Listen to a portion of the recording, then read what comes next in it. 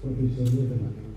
We started working together from 2008.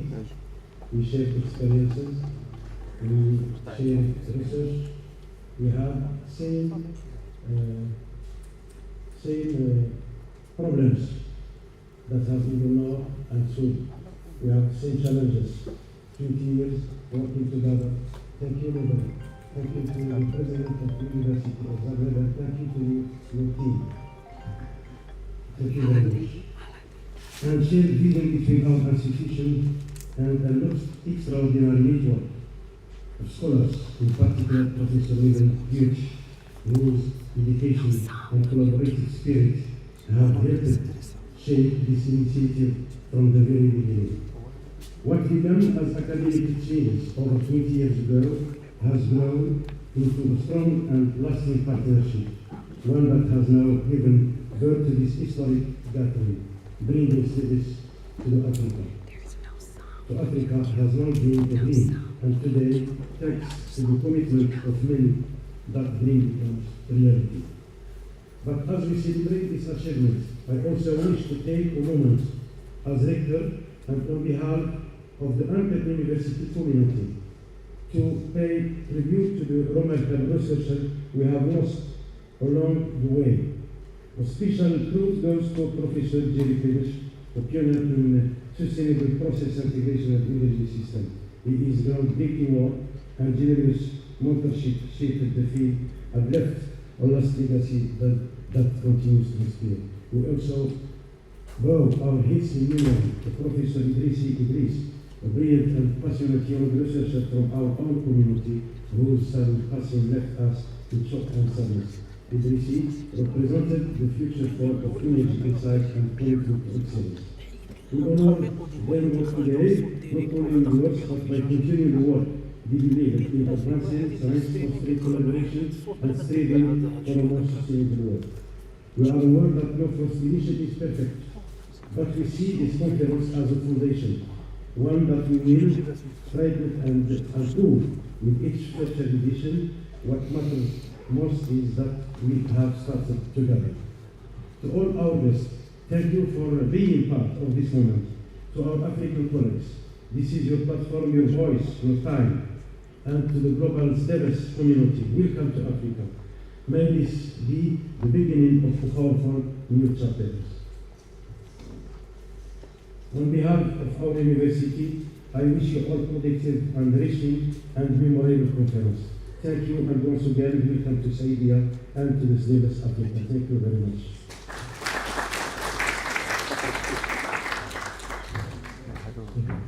Thank you, Professor Zakulu, for the nice introduction and the welcome.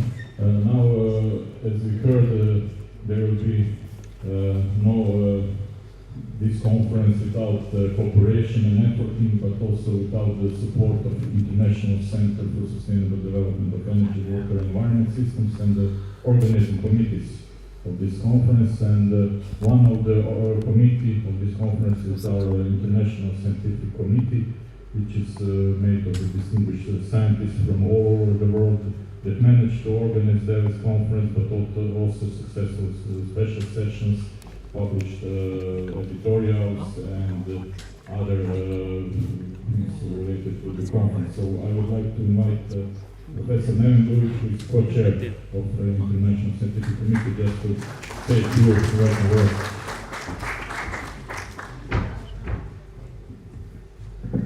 Thank you, Gordon.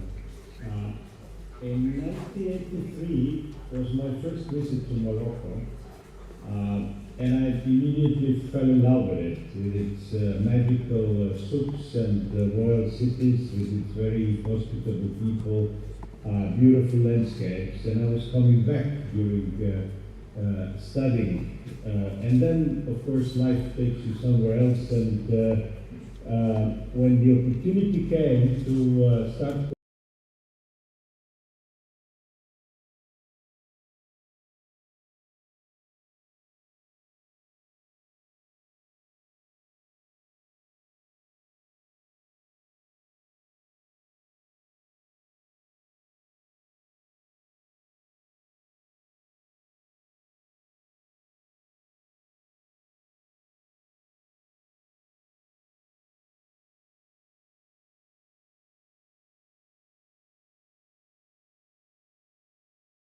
to UJDA. Long time ago, idea of Professor Yassine to organize SDEWES in Saidia. New generation, Professor Goran finally and Professor Anabil finally managed to do that. So I'm very happy to be here today. In 2002, when we started the SDEWES conference series, we had a completely different view of sustainability issues. One thing we understood is that it cannot be solved from only one professional side. Not mechanical engineers, no electrical engineers, no chemical engineers. We have to bring people together and try to solve it together. Because these problems are too complicated for one profession. We have to have different views on energy transition, decarbonization of energy, mitigation of climate change, and also, very important, the waste problem, which is now becoming very serious. And it has become a very successful model. The conference is growing. We are finally at the African continent. I have very big hopes for Africa, because it's going to be the most populated continent in future. With its human and natural resources, I think we will have, in the end, very sustainable development. But the pathway to there is very difficult. So we need knowledge to make it cheaper, to make it more sustainable, to make it less environmentally damaging, and to make it better for our people. That is important questions, and that's the point of this conference. Also, for young researchers, it's important to publish. So this conference has developed a system of publishing papers in journals, which is important for the researchers, but also for the global community, which has to get information about the research, about the research problems and how you solve them. So with these words, I would like to welcome you all to the first African conference, and I hope that this SDEWES conference will be fruitful to you. Thank you. And now we'll invite myself to the speech.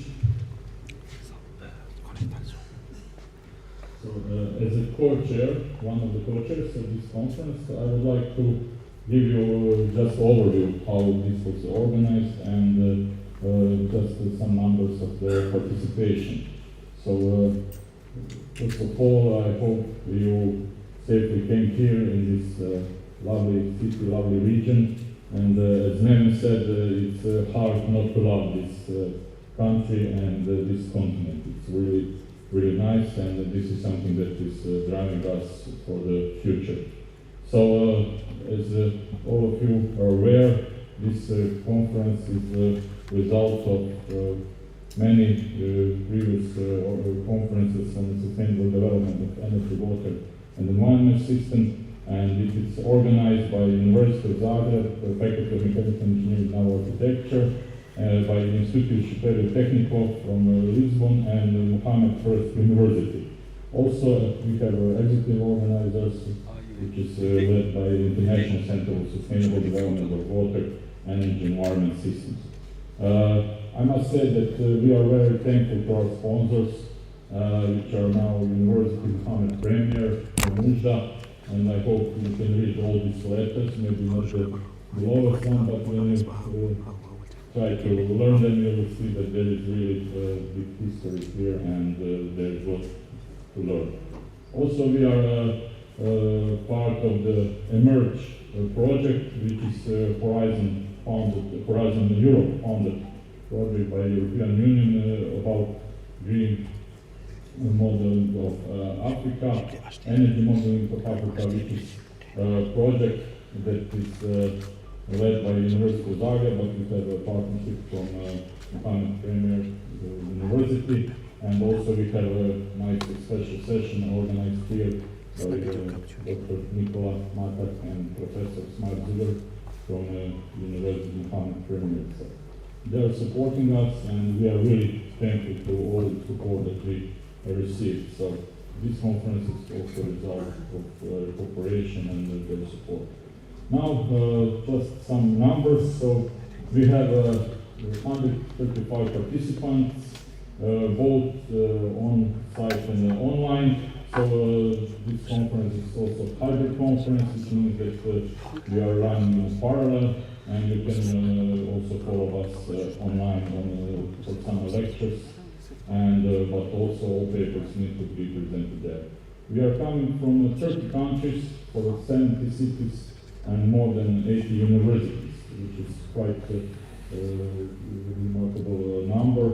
And you can see that we started from maybe the closest part of Africa to Europe, and that we attracted the most participants from European Union, but also from other parts of the world.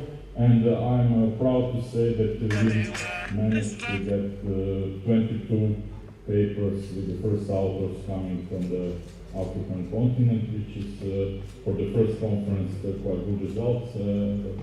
Let's try to make it more in the future. And here are the flags that are maybe representing all of our countries, but those are just covers. But as Professor Yasin said, we have the same vision to make this planet sustainable, and this is the vision that is driving us in the future. So also, maybe this will be the participants of the next World Cup in Morocco 2030, but let's hope to see these flags again. So we are here with the SDEWES conference series, as you heard from Professor Zurich. It started in 2002, and we have until now organized 19 conferences from this series, main one, but we are also represented in Latin America, and we have here also a member of LC, Felipe Cuello, is coming from Chile. They managed to organize a successful conference. So we have Asia Pacific conferences series, also Southeast European conferences, which started in 2014, and this is something that makes us proud, because we are promoting sustainable development in all these places, and we are providing places for discussing sustainability and sustainable development. And as Professor Druid said, we are proud to publish, to make these papers published in more than 3,378 papers. So we are followed by many known journals in the world, and this is something that makes our conference really known in the world, and this is something that we are coming. What we are proud of, that our special issues in all these journals, many of them are more cited than regular papers, and they are really nice papers that are in special issues that are among the most seen and cited papers in this journal. So this is something that makes conference one of the best in the world for the sustainable development. Of course, when you have sources to many good papers and publications, we are started our own journal, and Professor Naren Dujic is editor-in-chief of the Journal of Sustainable Development of Energy, Water and Environment Systems, which is online journal, open access, started in 2013, and it's indexed in many of the known databases, and the current impact factor for 2023 is 2.1, but we hope now it will be increased when the new results are coming. So I have to say that this year we also started 2 new journals in our SDEWES series, so we will be invited to publish the papers in these journals. And as you know, we are hybrid conference, and that's why we ask you to upload all of your presentations online, but later on you will hear also the rules for participation, which means that all on-site also presentations should be delivered. So from now on you are able to register for the online conference, and you can start to discuss papers and from ask, comment, and what is requested, that the authors of the papers are obliged to respond, and this is something that also qualify you for the future steps. You can also follow us on online conference for the panels and invited lectures, so please join us online, and here we can also make, especially for the participants that were not able to come to Morocco. We have strict publishing rules, but maybe you will be introduced to them at the end of the conference, but please follow all instructions that you received, which means that you need to be here on time and for your presentations, but also you need to make all the requests that are required for the papers to be published. And for now, I would like to invite our secretary of the conference, Professor Emeritus Zvonimir Guzovic from University of Zagreb, Faculty of Mechanical Engineering and Naval Architecture, to officially open the conference.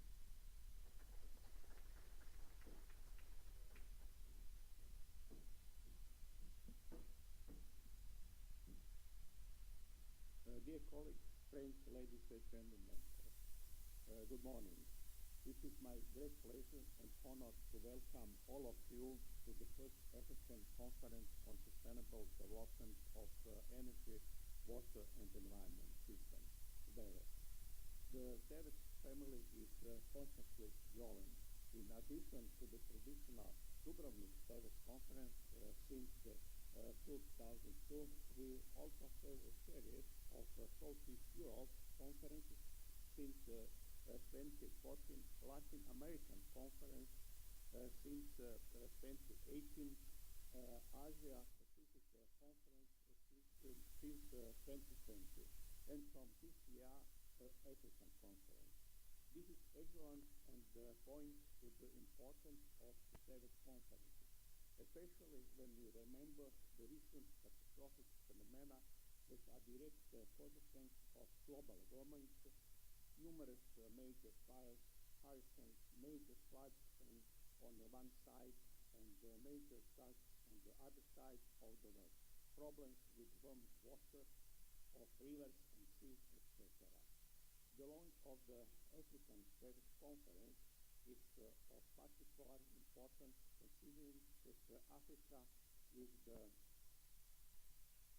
land currently with a population of 1.5 billion people.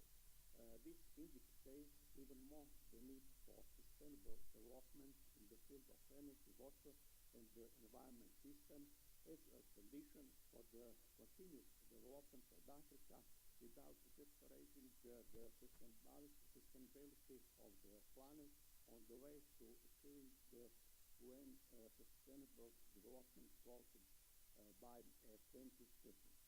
Finally, I am sure that you will enjoy not only the technical presentation and the valuable scientific discussion, but also the local hospitality, food, culture, and sightseeing of beautiful Serbia, Uzda, and Morocco. I wish all of us a successful conference. Thank you very much for your coming and for your attention.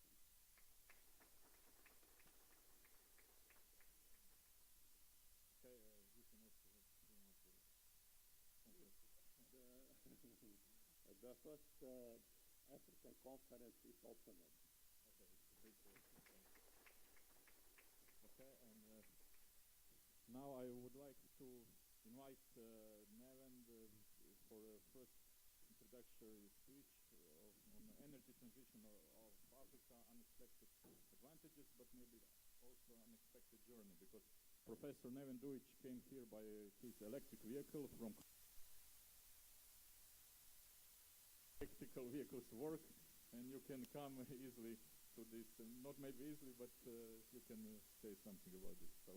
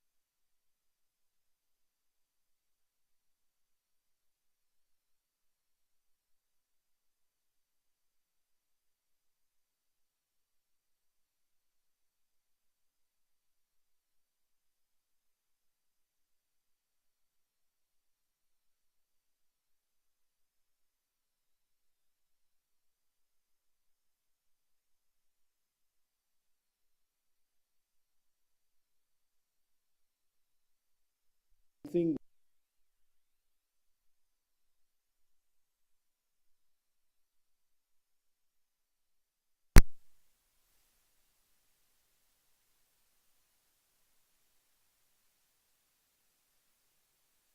so people find solutions. And it's now becoming cheaper to have your own power plant on your roof of your industrial installation together with batteries than to import electricity or produce it from diesel generators. And if you cannot produce because there is no electricity, this is an issue. But it's not only in those countries that have problems. It's in most African countries we can see an explosion of solar panels being imported, which means most probably being installed. Why is that so? It's also because of the cost. The solar panels are now cheaper electricity that you can have. And also, not only being cheap and getting even cheaper, it's scalable. This is important. You can build 1 gigawatt power plant, or you can build 5 kilowatt or 1 kilowatt or 10 watt power plant on your roof. So it's good for everybody, from a small village in Africa without any electricity connection to a big factory that needs electricity. It's fast to build. You can do it in a few months, maybe a year, compared to traditional conventional power plants. Growing economies, and African economies are growing quickly. They need power quickly. They don't have time to wait. Seasonal insolation variation in Africa is small, so during all year there is more or less similar amount of solar energy. This is very different from Europe. In Croatia, it's a 7 times difference between summer and winter. So we can't do it so easily like you. There is a lot of space available, but there is a problem. Sun does not shine 24 hours a day. So we have to solve that. There is an interesting paper from Christian Breyer from La Peranta University of Technology. I think it's like 5-6 years ago, where he shows that with the price, where the price of technology is going, most important technology for power production in Africa will be solar. It doesn't mean there will be no wind, hydro, and other technologies, geothermal, etc. Yes, there will be, but the main source of electricity in future, in 2050, will be solar. So what about this problem? And this problem is already appearing. We can see it on the case of Western Australia. If you put more solar, that means this solar is covering the demand of the day. And more solar, less and less conventional power you need during the day. You still need it during the night. And this is called duck curve because it looks like a duck. And this is a problem because we are going to have excess of solar. You see that the curve is cut at zero, the purple curve, in 2030, but it's now happening even faster. So we will have free electricity during the day, but no electricity in the evening and night. We have to solve that. So some countries are already solving it. We have, since 2012, already one very small country that is basically 100% solar, Tokelau. It's 2,000 people. Solar batteries. Cook Islands, Lebanon. Why Lebanon is so advanced? Well, they have very difficult political situation. There is no power most of the time, so people buy PV, and they resolve their problem with PV. So 34% of electricity is coming from PV. Yemen, another such country, 20%. But then we have, interestingly, the African leader is Congo with 14%. Again, a difficult country. So in difficult countries, poor countries, solar is coming before and well-organized countries. This is interesting, but it's understandable because if you need electricity, then you go for solar if there are no other options. If the system is providing you with electricity, then it goes slower. Namibia, 13%, Eritrea, 12%, Morocco is at 6%. So we have different countries, and everything that is above the green line is difficult to integrate. You need batteries, or you need some kind of methodology. So let's look how California is doing that. California has, we have seen 16% of solar electricity. So this is a duck curve, you can see it. Well, they invest a lot in batteries.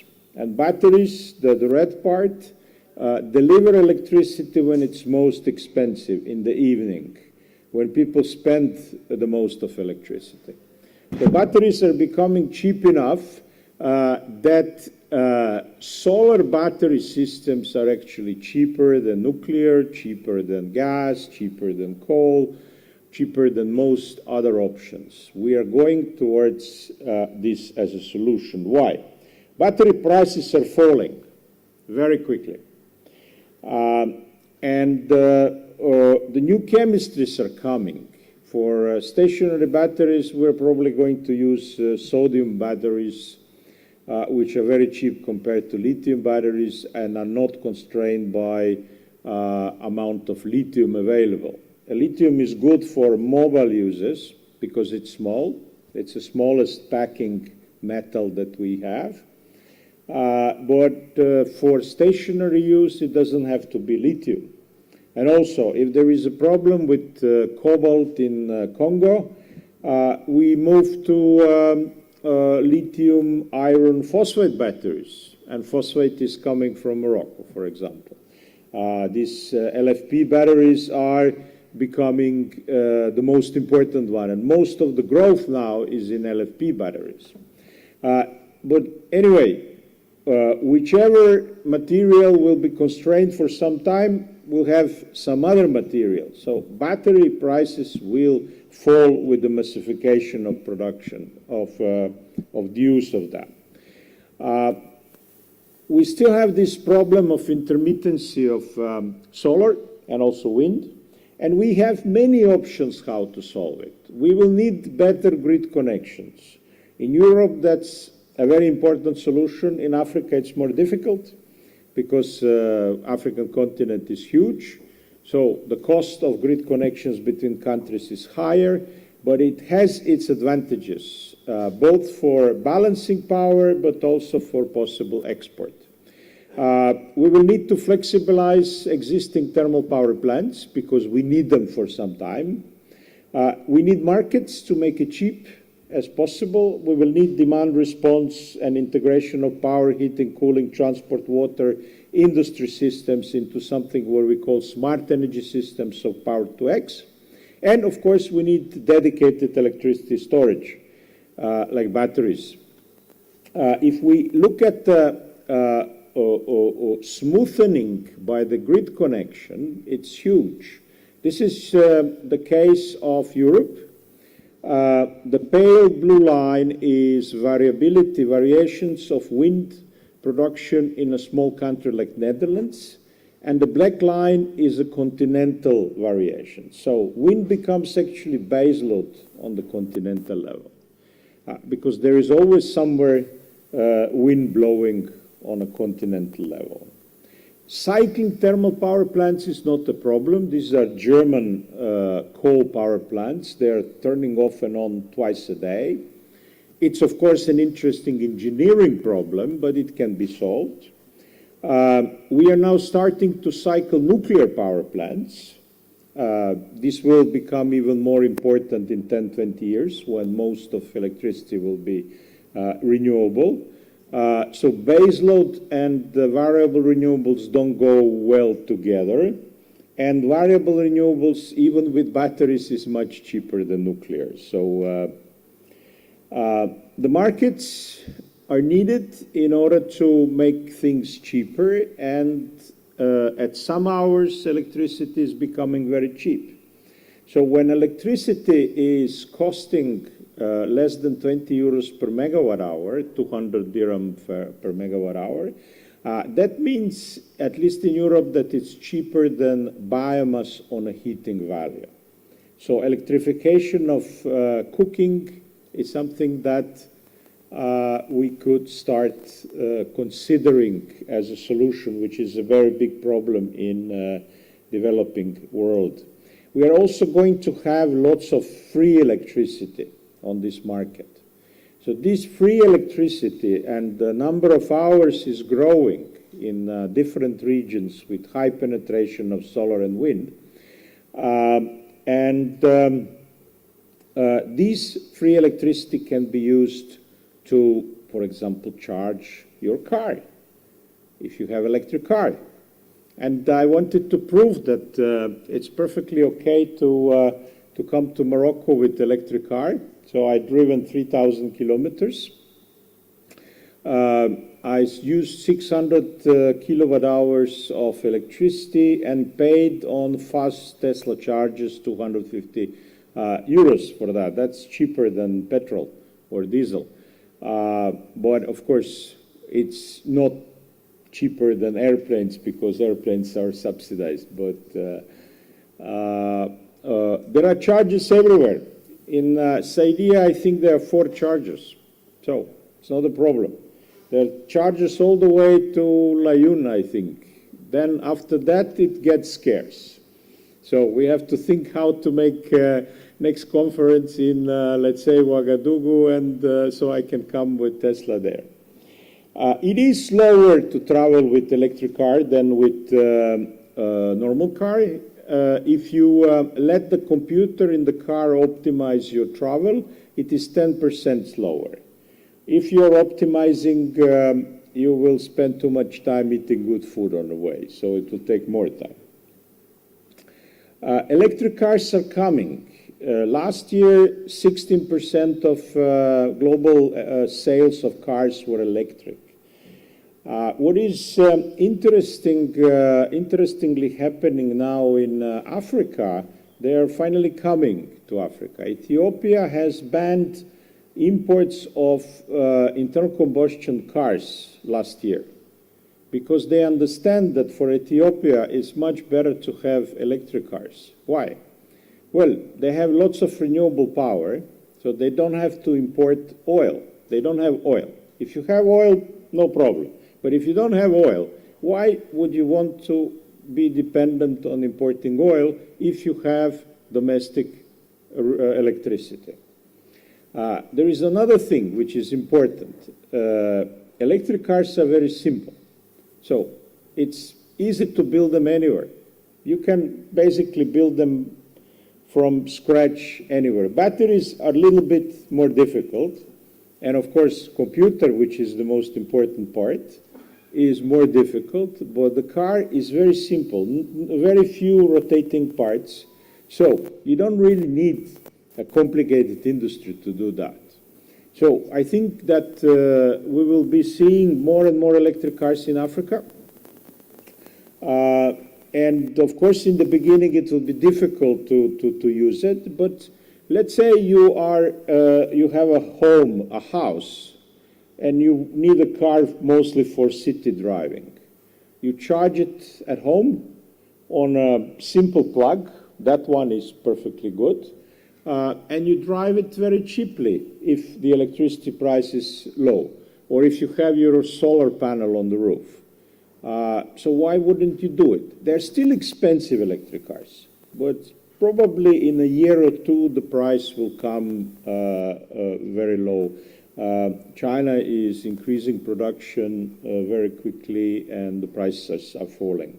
So we will be seeing quite a lot of electric cars. I hope mine is not the last one coming to Saudia. But we have a problem. Let's imagine an extreme situation. In the case of Austria, everybody has electric car. Everybody comes home at 5 p.m. and everybody plugs into the charger. And everybody has a 7 kilowatt charger at home. That would be 28 gigawatt, which is double the installed capacity of Austria. So that is not something we want to have. We will need smart charging. How do we implement smart charging? Easily. We need dynamic retail price. The price of electricity that changes on hourly or 15 minutes basis, and your app on your mobile phone knows that and decides when to charge your car. You don't have to decide anything. It's the artificial intelligence or just a simple algorithm decides based on the cost of charging. So with that, we have solved the problem.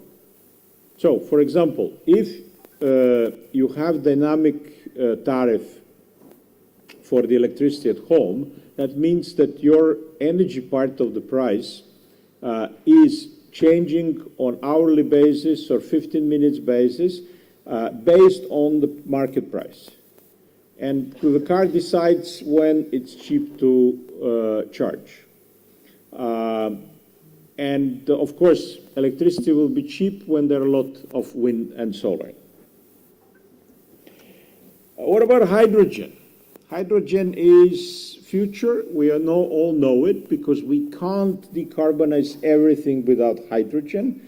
But in order to have competitive hydrogen, we need to have cheap electrolyzers, around $350 per kilowatt, and we have cheap electricity. So we will have cheap electricity due to solar and wind renewables in some number of hours, probably 3,000 hours or 3,500. So if you go solar wind, the amount of hours will be higher. So it makes sense to go also with quite a lot of wind in Morocco if you want to become exporter of hydrogen.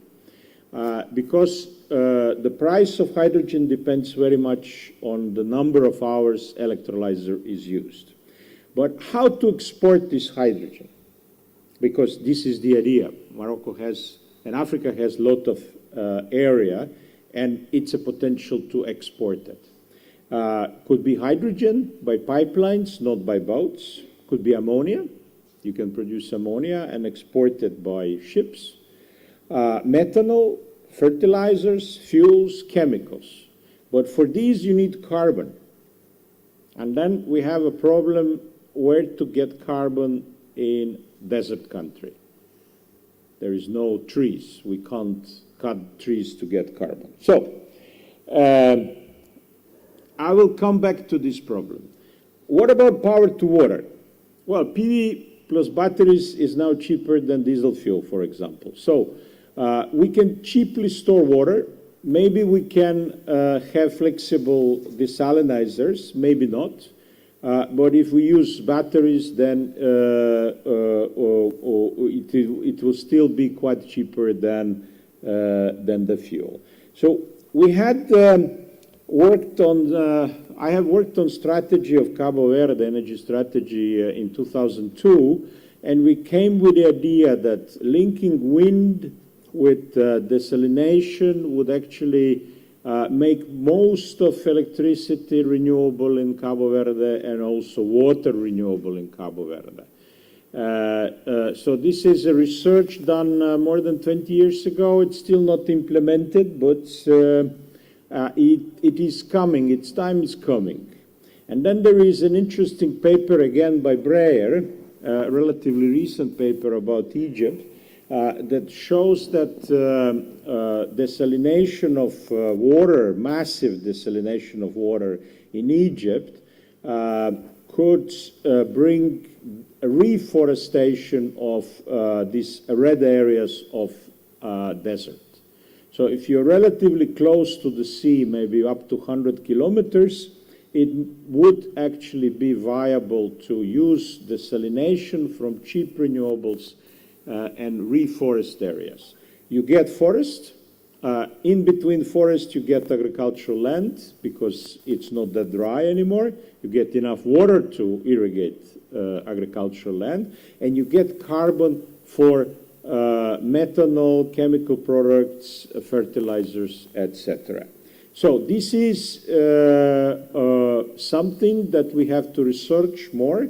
But I think Africa, with its human and natural resources, is a real future of sustainable development.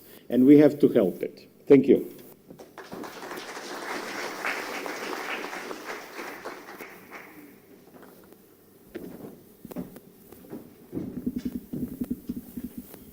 Thank you, Professor Dujic, for a nice introductory note. Let's hope this will come true sooner than your strategy for Capo Verde. And now we would like to proceed with the program, and I would like to invite President of our award committee, Professor Natasha Markovska from National Academy of Science from North Macedonia. Natasha, please take her role.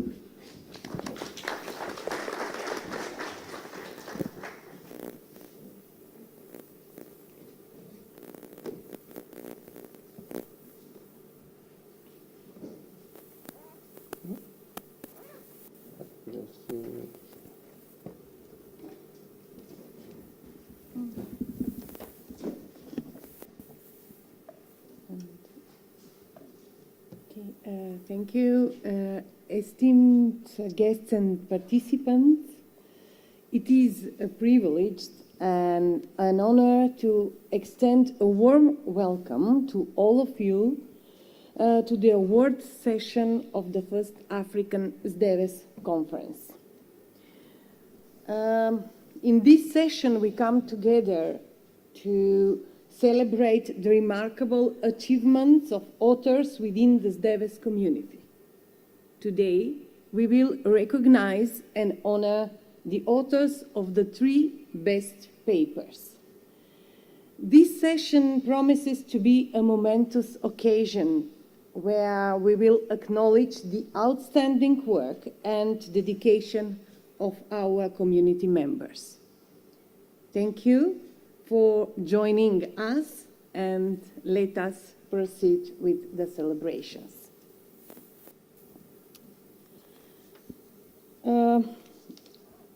Few words for the award. The Best Paper Award is a prestigious recognition presented to the authors of the top 3 papers. The selection process involved 2 phases.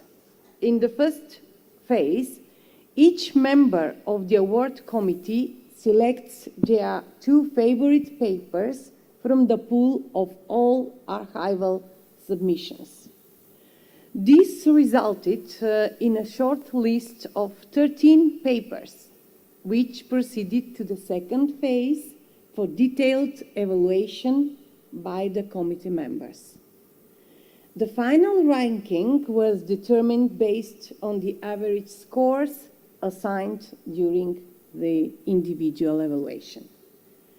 And the winners of the Best Paper Award will receive certificates from SDEWES, but also a book authored by a member of the SDEWES International Scientific Committee. And let me also introduce the members of the award committee. Professor Felipe Feo from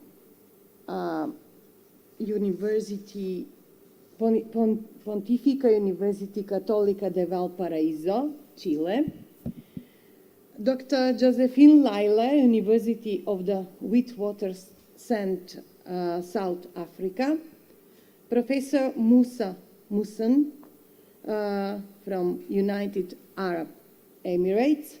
Professor Antonio Piacentino, University of Palermo, Italy. Professor Inge Stadler, Cologne University of Applied Sciences, Germany. Professor Alexander Zidanšek, Institute Josef Stefan, Slovenia. And Professor Sma Zhugar Mohammed, First University, Morocco. All these dedicated professionals played a crucial role in the rigorous evaluation process to identify our exceptional papers.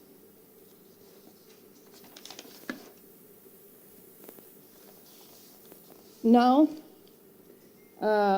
without further delay, let us proceed to unveil and celebrate the outstanding authors of the 3 winning papers. The 3rd Best Paper Award goes to the paper titled Practical Implementation of Inventor Control in PLL dedicated to grid synchronization in renewable energy systems. This contribution is recognized for its practical relevance and simplicity in addressing grid synchronization challenges in renewable energy systems. Also, it offers a clear comparison with state-of-the-art approaches and outlines promising directions for future improvements.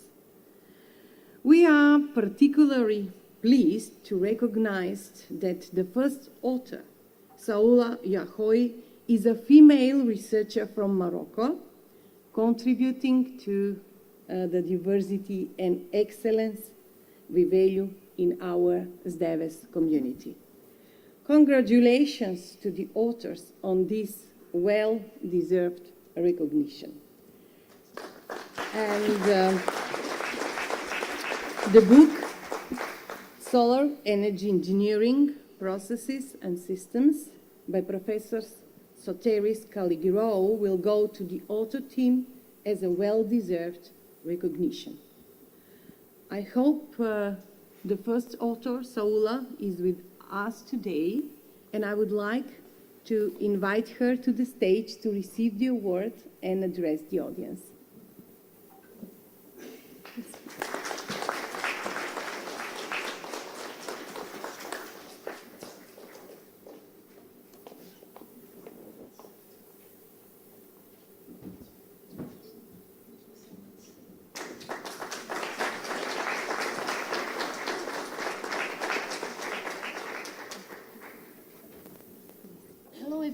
I'm so honored to receive this award. It means a lot to me and encourages me to continue my research and do better. I would like to thank all organizers of this conference, this great conference, my university, Mohammed First University, and my research team, and everyone who supports me to be here. Thank you so much.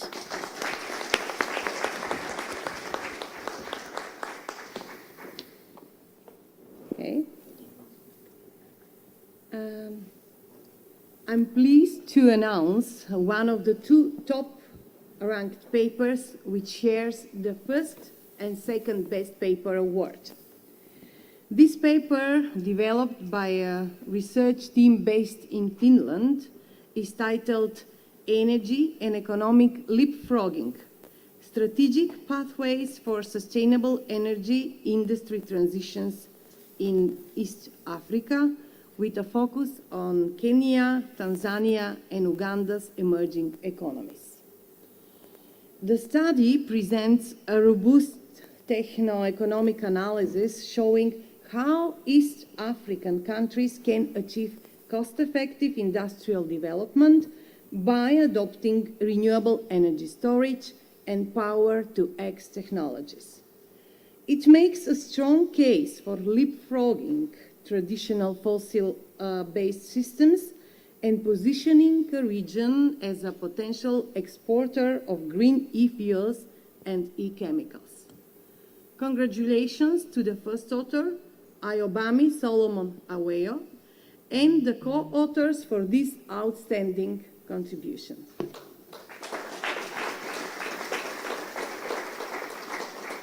The esteemed authors of this remarkable paper will be awarded with a valuable book co-authored by Professor Jerzy Klemeš and Professor Peter Varbanov, Sustainability in the Process Industry, Integration and Optimization.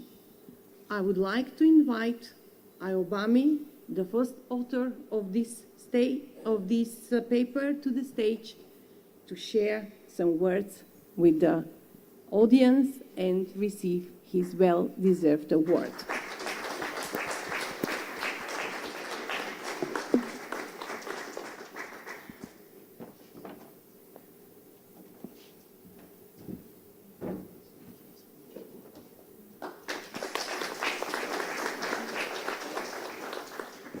Yeah, it's a great pleasure to be here today, and I want to say a big thank you to the organizers.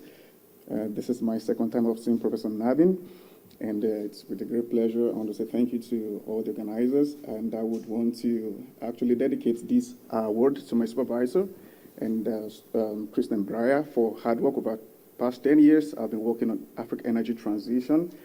It's been rigorous work, but I'm happy that we have the first African SDEWES and here up here in Morocco. Thank you so much, everyone.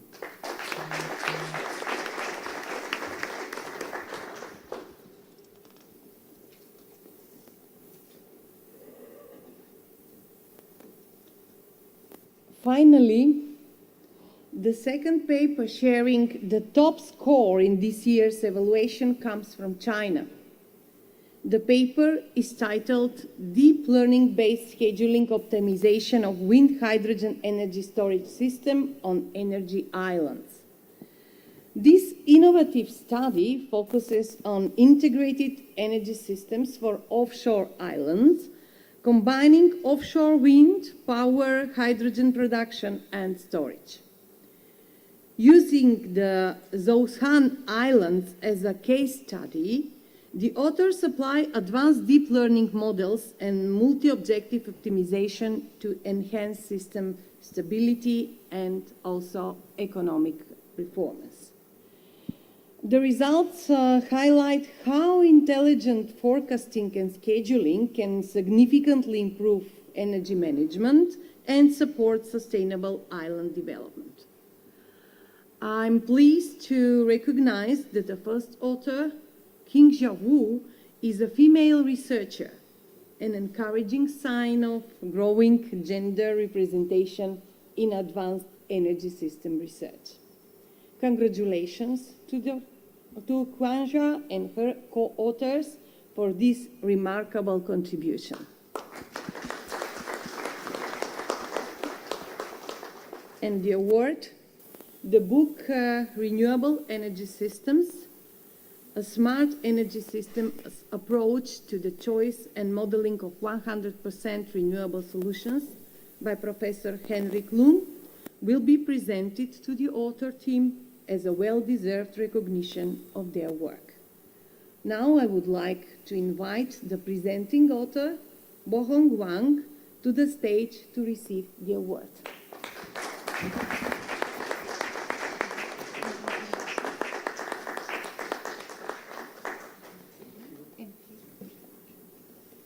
Thank you very much for the best paper selecting community. It is my great honor, and I'm very happy to come here to have this award.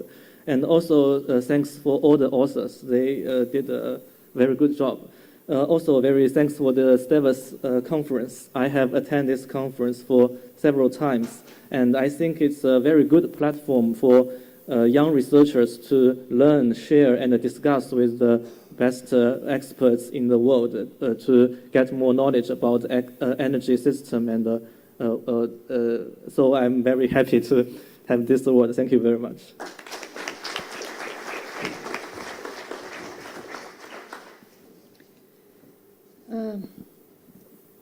Finally, I would like to highlight that we have achieved commendable geographical representation among our award recipients. The first authors of the winning papers come from 3 different continents: Africa, Asia, and Europe, showcasing the diversity and international reach of our community. Additionally, 2 of the first authors are female researchers, demonstrating a commendable gender balance also, and further enhancing the role of women in sustainable development science. As we conclude this award session, on behalf of the award committee, all SDEWES members, and myself personally, I extend our heartfelt congratulations to all the awardees. Let us all join in a round of applause to celebrate their success.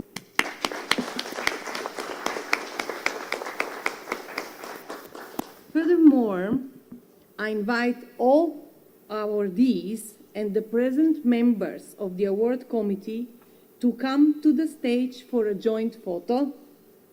Please come to the stage. And with this, I officially close the award session. Thank you all for your participation.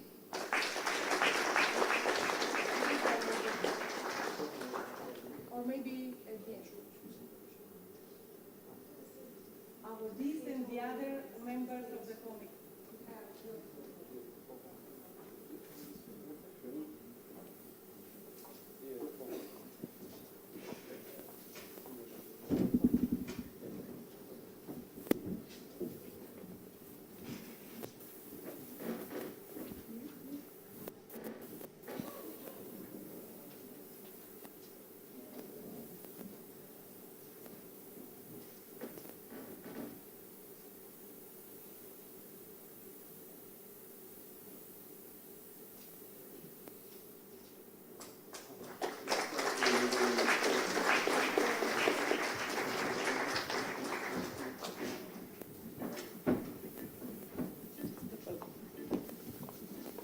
Thank you, Natasha, for a very nice organized award session.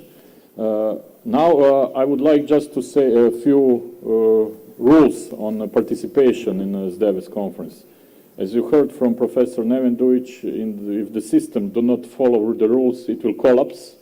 And this is that's why it's important to follow rules on this conference, because we will collapse if we don't follow the rules. So the first rule is to wear your name tag everywhere, because it enters to coffee breaks, to lunches, to social events, and all other things. So everything is related to this name tag, so please wear it all around you, or you will be asked to, remove it, to take it, or, yeah, so please wear it all the time. Then what I would like to say, we have 16 parallel sessions, which means that we are quite tough organized, and everything is running in parallel, which means that all sessions should start on time, all papers should be presented on time, because people would like to switch the sessions and go from one room to the other room. So I would like to ask the chairs of the sessions to be strict, and if someone don't show up on the session, which means you need to wait for 20 minutes, but use these 20 minutes then for discussion, etc. So all of these who will not present their papers will be excluded from the final program, which means that they will not be invited for the special issues, and this is something that we are strict about. Then for the social event, please give your passport number if you didn't provide it, so we need it, and so after this session you should give it, and this it.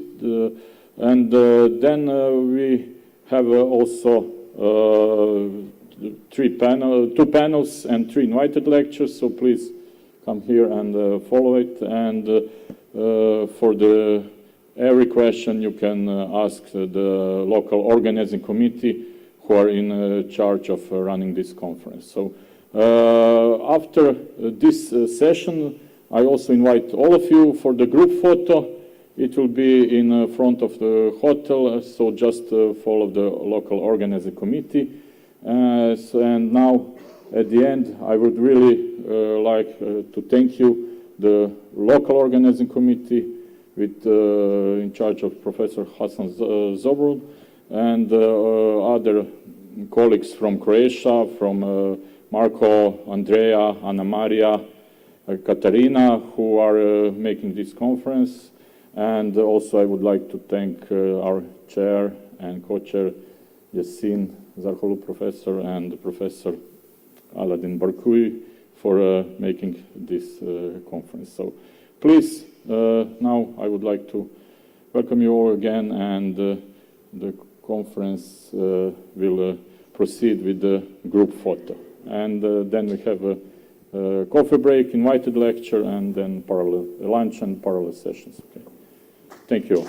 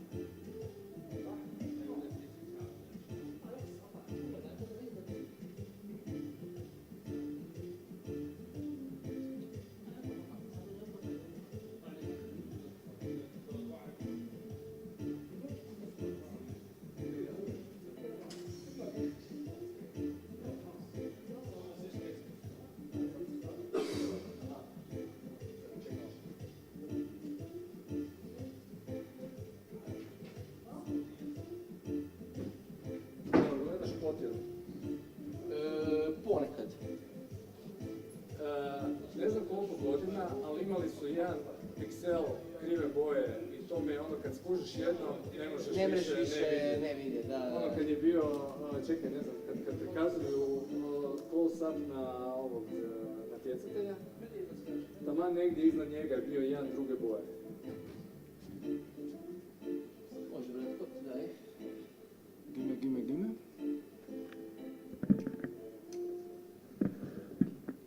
Uvidi ovo, ti kraj. Da. Ali nije ovo nepristano ukretiti leđa kralja.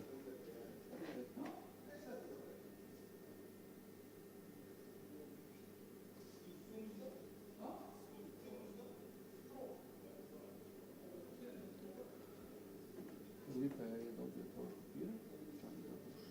Čekaj, u sam ne radio. Ovdje u AFA. Dobro.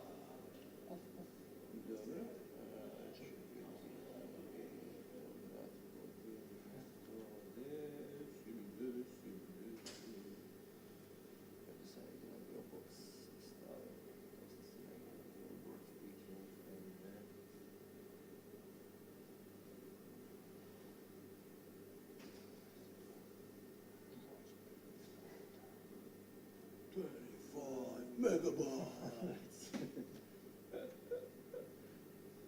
Yeah, are you sure you want to copy this file without the spontaneous kaj da napraviti?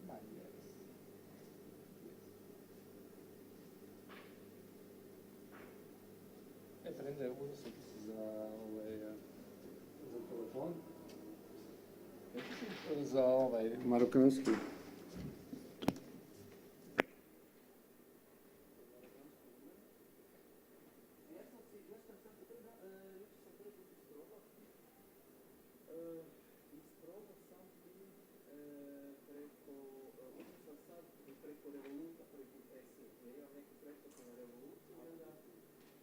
A mislim, na e-RALO je bila, ne znam koliko, 8 eura gigabajt, a na Revolutu je bilo 6. Ja sam gledao seriju, imate klubu. Aha, tamo je ovdje vani od sve ptici ima reklamu i kaže, sve to. Respected invited speaker, Mr. Thomas Lopushes. Yes. Will Felipe share his seat up here? What do Or you here want me? or... I probably sit here in the Or there. Okay, so after this project, don't need this one. Just put it on the table, but... Okay. Okay. Okay, so we know the answer. Not now, no, after, when we enter, yeah?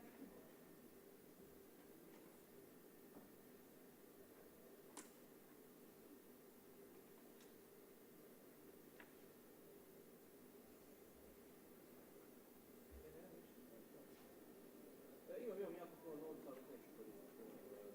Imam, ne trebaju mi novci, imam nešto na papiru. Evo, tu su.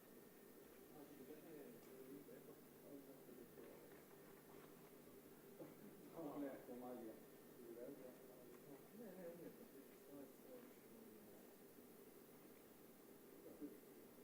Ne, nema nikakve animacije, odnosno, mislim da imam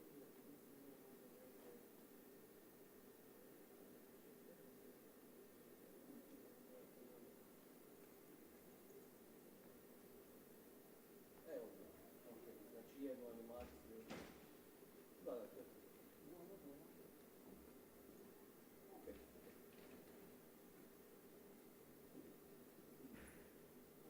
Te smo riješili. Kako, jel te zaboljelo srce kad nisi dodao čaške? je, ali ti si to tako maestralno napravio da jednostavno, what's the point of me? Ne.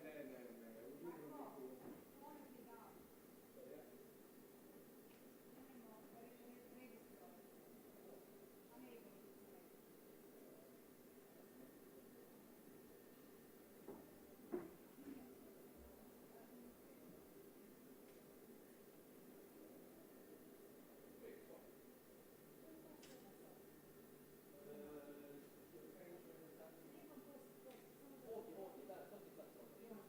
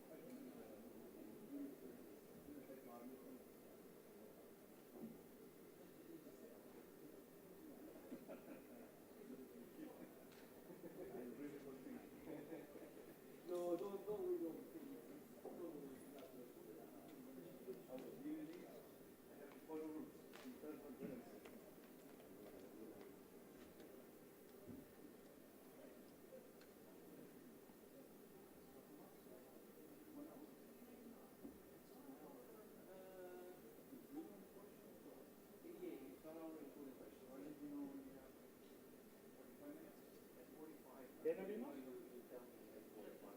huh? Fair enough.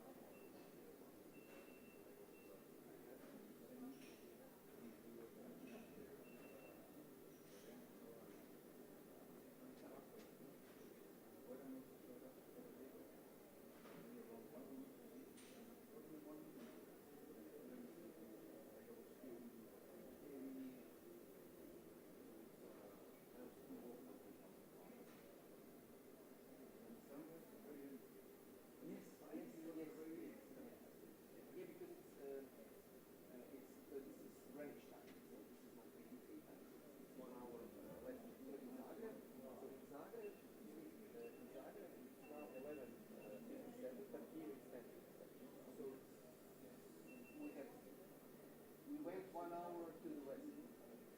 Yes, so it's 1 hour less. Yes, you're now 1 hour less.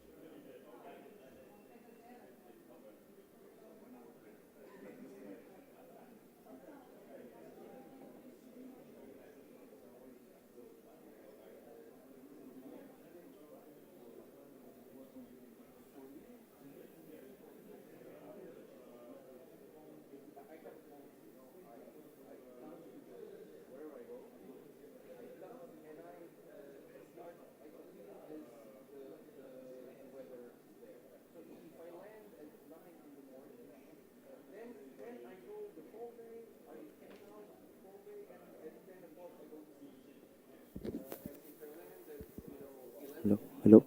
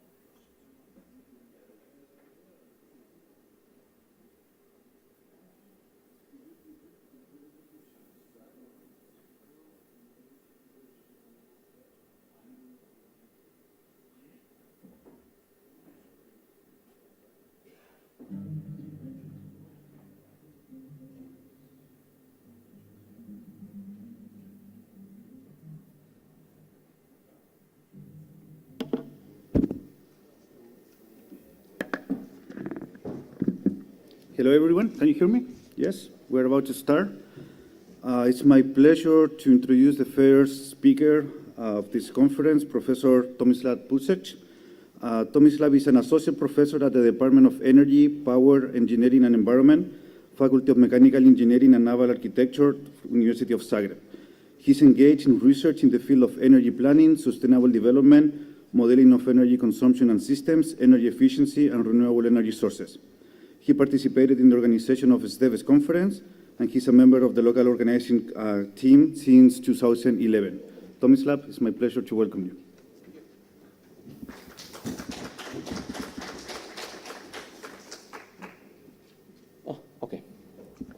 Okay. Thank you, Felipe, for this kind introduction. I'm very happy to be here today, of course, and to be able to talk about district cooling.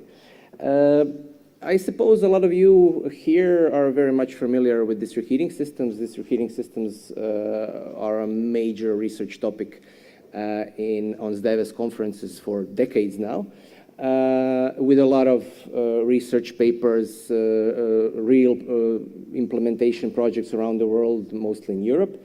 But when it comes to district cooling, we can stress out that there's not so many research out there in comparison to district heating. Of course, there are different kind of district cooling projects implemented around the world, but not so much in comparison to district heating. So in that regard, since we are in Morocco, I thought district cooling might be a very interesting topic to talk about. Especially district cooling systems are usually implemented in parts of the world with very hot climate, like the Middle East, or hot climate and very high humidity, like certain parts of Asia. So having district cooling as a topic seemed quite appropriate for today.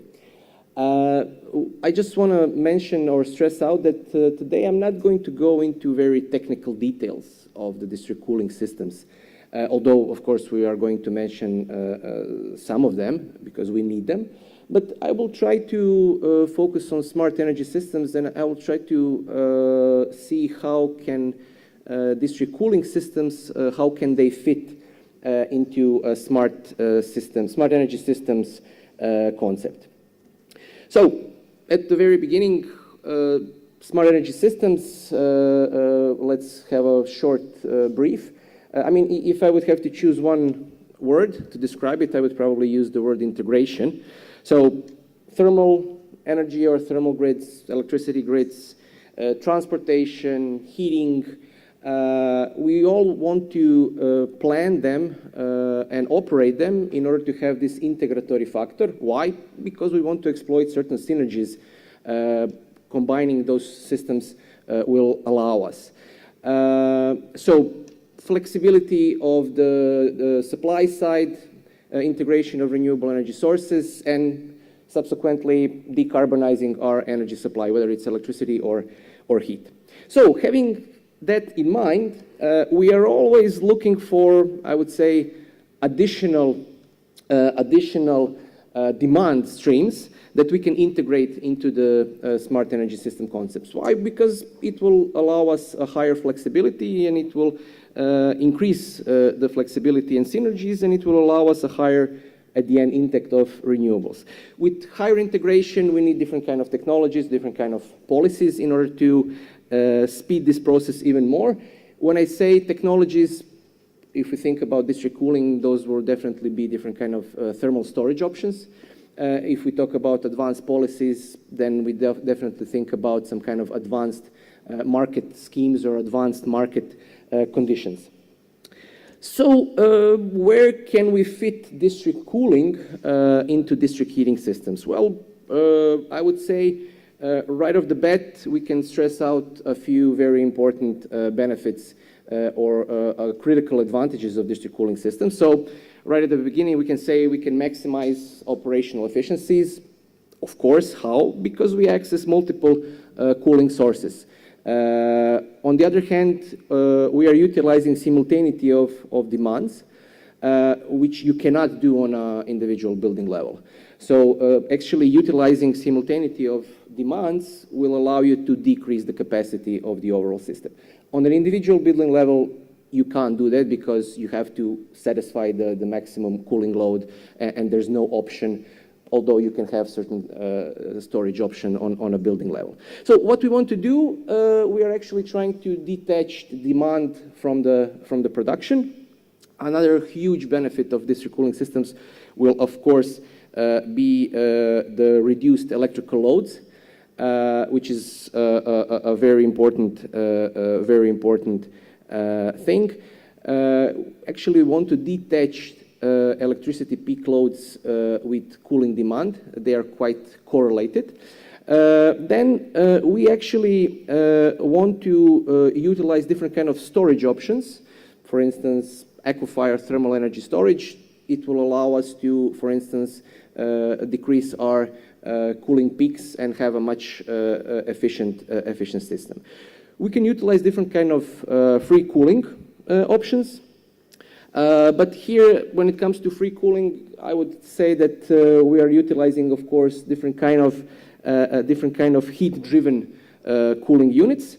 And we are actually trying to connect district heating and district cooling in a co-production by utilizing vast amount of, let's say, heat pumps, which will later on allow us to have much better, much affordable heating or cooling tariffs.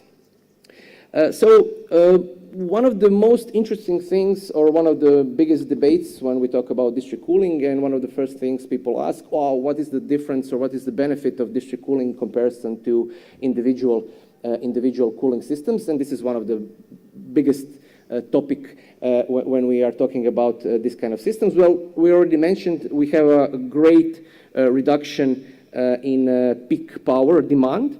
And this is one cool example. On the right, you have one commercial building, Cleveland, US, around 30,000 square meters. You can see the comparison 2 years in a row. On the second year, they're actually discharging or discontinuing 2 electric compression chillers, and they are switching to district cooling. And you can see basically the effect of this process. District cooling is much more resilient technology. It can much quickly adapt to fuel prices, and it's much more resilient from that perspective.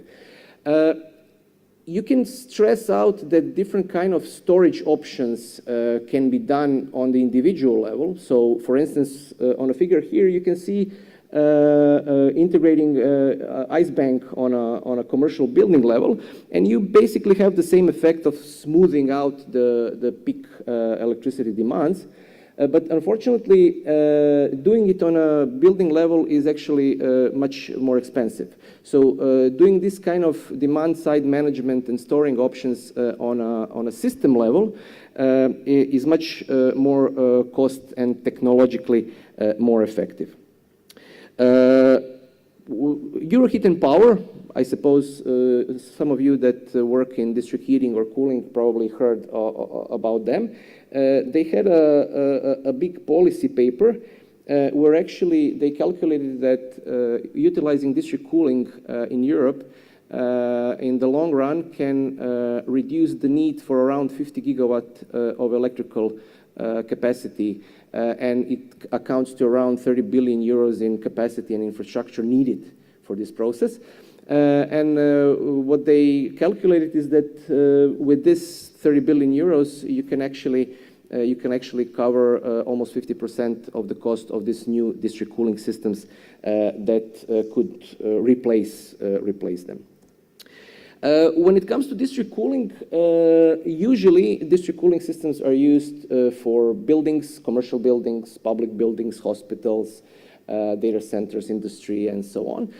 Not so much on classical residential building. This is a very nice research and a nice example where it's actually modeled or calculated for a low-rise residential building with 3 different kind of setups. So RTU setup, so rooftop units, VRFs, so variable refrigerant flow, and district cooling systems. And the authors wanted to calculate all the constraints regarding economic, technical, environmental, and so on. And right off the bat, you can see from the results that a significant decrease in the electricity peak demand can be expected around 50%. But not just the decrease of electricity peak demand, a significant decrease in the electricity consumption as well, with of course significant decrease in environmental loading in regards of CO2 emissions. Another thing here worth mentioning is that within this research, a life cycle cost analysis was actually done for the period of 24 years, and it's actually shown that district cooling systems in the life cycle cost analysis shows to be much more economically viable than individual units and systems. The difference was around, let's say, 22 billion for RTUs, 20 billion for VRFs, and 17 for district cooling system, which is a significant decrease in economic parameters. So at the beginning, maybe I should have started with this, but let's just see district cooling systems, the basics. So we can define it as a centralized infrastructure. We are producing some kind of, in this case, chilled water, and we distribute it to different consumers in the system. Some of the main benefits we already mentioned: increased efficiency, increased flexibility, especially in urban areas that have a high density or the high need for cooling energy. So when we talk about the main challenges, of course we want to meet comfort and process cooling needs. We are constrained with capital and operating costs, and reliability and flexibility and different kind of environmental loading. So in what way does district cooling alleviate those concerns for building owners or industry owners? So on one side, you can right away identify economy of scale. It allows you lower costs both from CapEx and OpEx parts, and it allows you a better reliability regarding the equipment. As a result of that, you will have, of course, a longer lifetime of the equipment, which will increase the economic profitability. Of course, decrease in the consumption and electricity and cooling loads. And one quite important factor that we need to stress out here is actually the environmental benefits of this type of systems, because from the individual technology level, you will very often have different kind of refrigerant losses, which are quite problematic from the environmental point of view, while on the system level, you will be able to maintain and to regulate and to monitor this type of losses in a much better way. So, to conclude this part, we have units that are used to produce cooled energy: chillers, heat pumps, and so on. We have different kind of storage options in order to match the coal production and coal demand curves. We also need a network to bring the cold energy to the final consumers, and to minimize the distribution losses in this regard, we are using different kind of variable speed pumps to deliver minimal differential pressure necessary to operate the building's ETS, energy transfer stations in this case. And of course, we do need different kind of energy transfer stations. In this type of setup, we will show later on we have possibilities for other types of setups in district cooling systems, but this is the traditional one. We need ETS to adopt operating parameters to the building regime, like temperature, and pressure and flow and so on.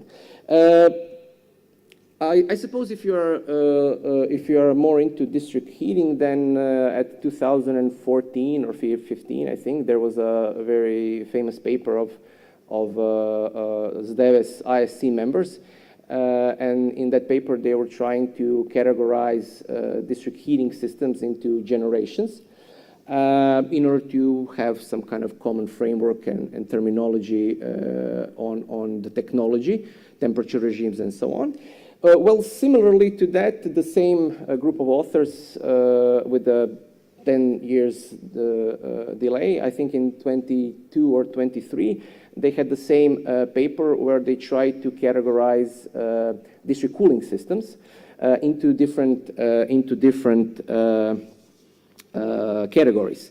So I will just go briefly for you to understand how these systems evolve over time. So the first generation district cooling systems actually, believe it or not, started end of the 19th century in the US. And the system was very simple. The distribution fluid was actually the refrigerant, and you had different kind of evaporators that were distributed around the city. And you had usually centralized condensers. The main purpose of this type of systems was actually food network supply, so different kind of warehouses that need refrigeration for food storage.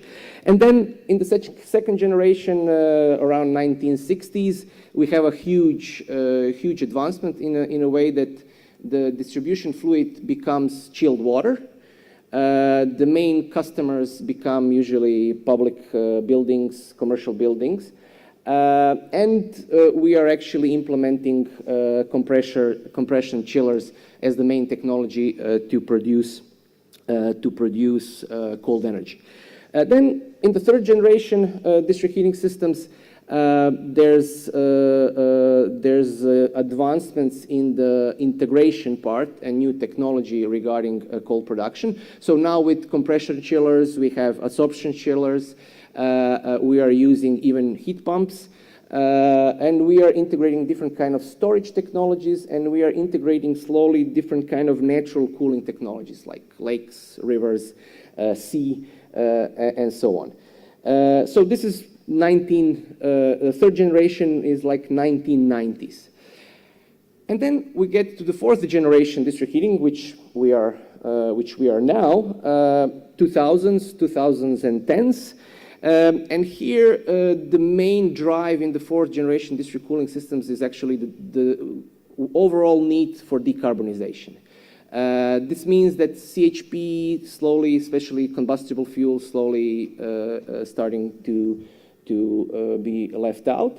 And I would say that overall property of the fourth generation district cooling system would be the integration with electricity, but also integration with district heating.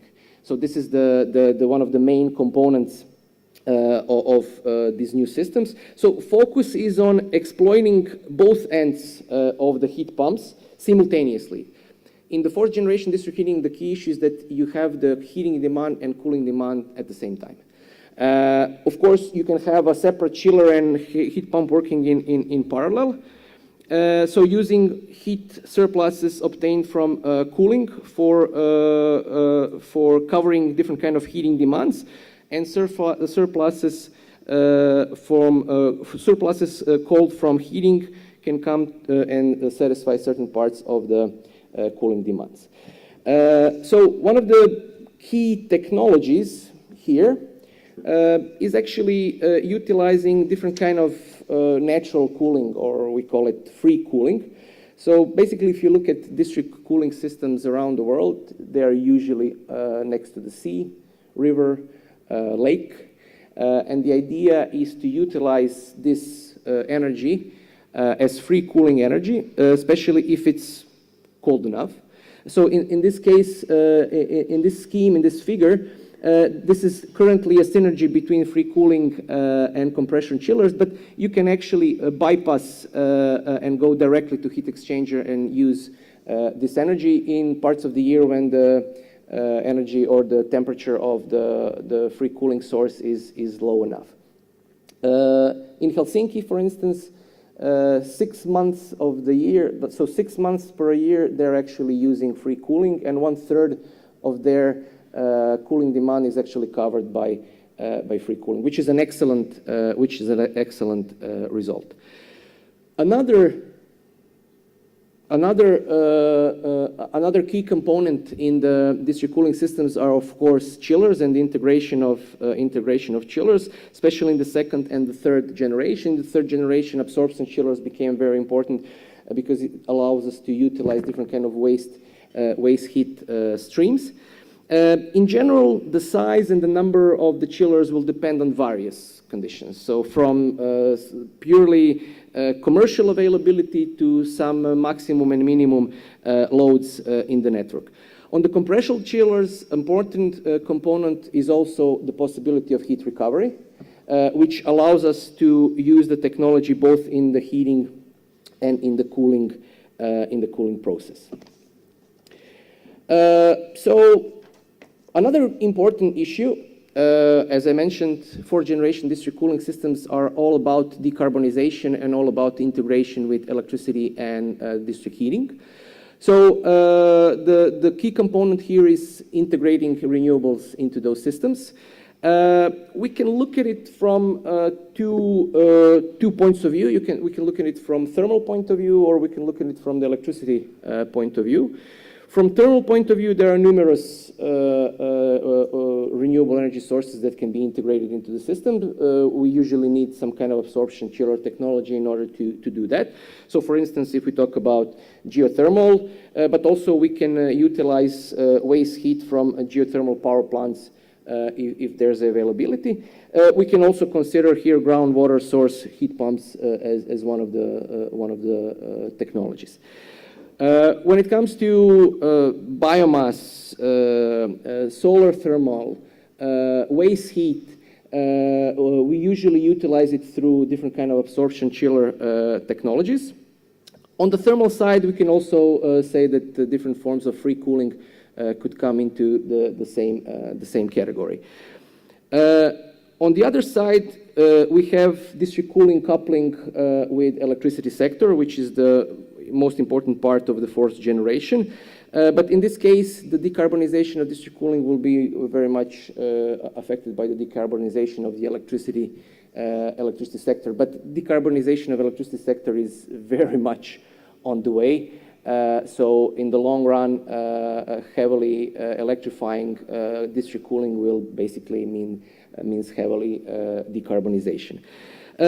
Final maybe things to mention here is the combined heating and cooling and power technology. We will discuss it a little bit later on. This is a very cool example of district cooling system integrating solar energy, both solar thermal and PV. A cool thing about solar and cooling is that the solar demands or solar radiation curves and cooling demands very much correlate, which creates a certain synergy between those two systems. In this case, it's a very good example on the integration of PV and solar thermal together with hot water tank, chilled water tank, and classical compression chillers, and we can see the benefits of those synergies. Finally, one of the key issues or key benefits of having a centralized system is actually being able to do the maintenance and regulation much better from the system point of view in comparison to different kind of individual technologies. So centralized equipment monitoring, SCADA.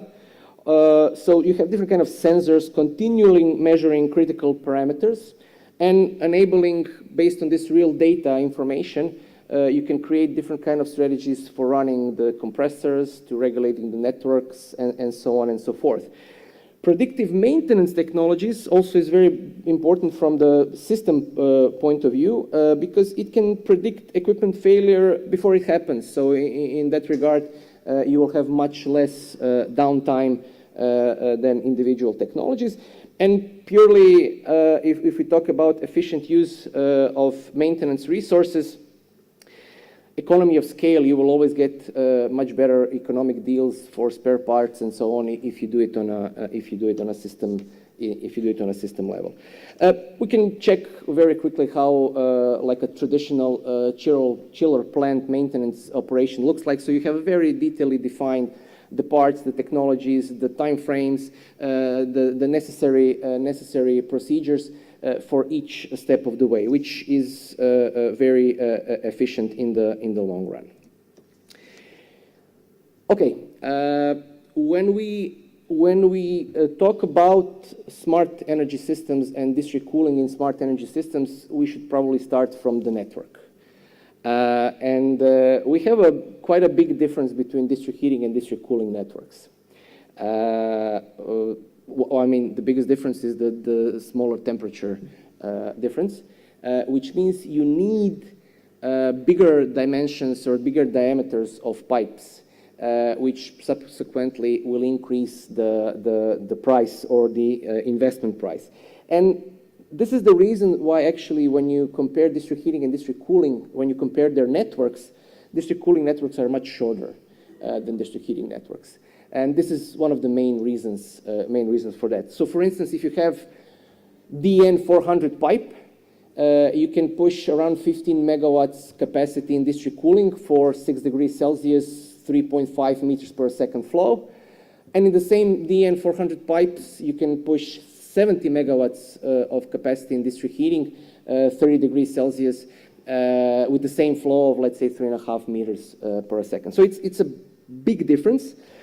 And in order to increase the efficiency in district cooling systems, you will very often see district cooling systems clustering around areas of the city which have a huge cooling demand.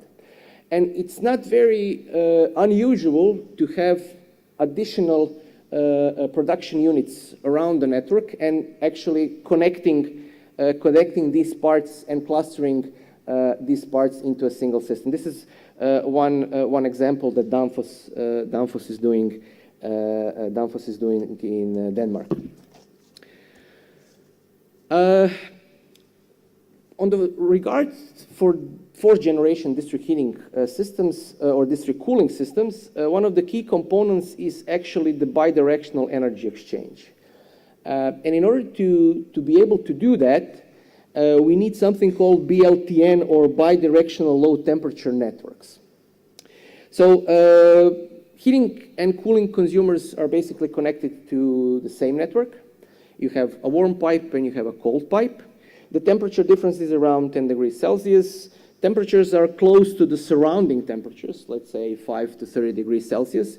As a result of that, you will have less thermal losses. So the idea behind this bidirectional energy exchange is actually you raise the temperature for heating or hot water by using heat pumps that use warm pipe as a heat source. Cold water from the evaporator is discharged to the cold pipe. Vice versa, chillers use network as a heat sink, basically. They use the water from the cold pipe and discharge the heated fluid into the warm pipe. Here, the key thing is that we have to have simultaneously for heating and cooling.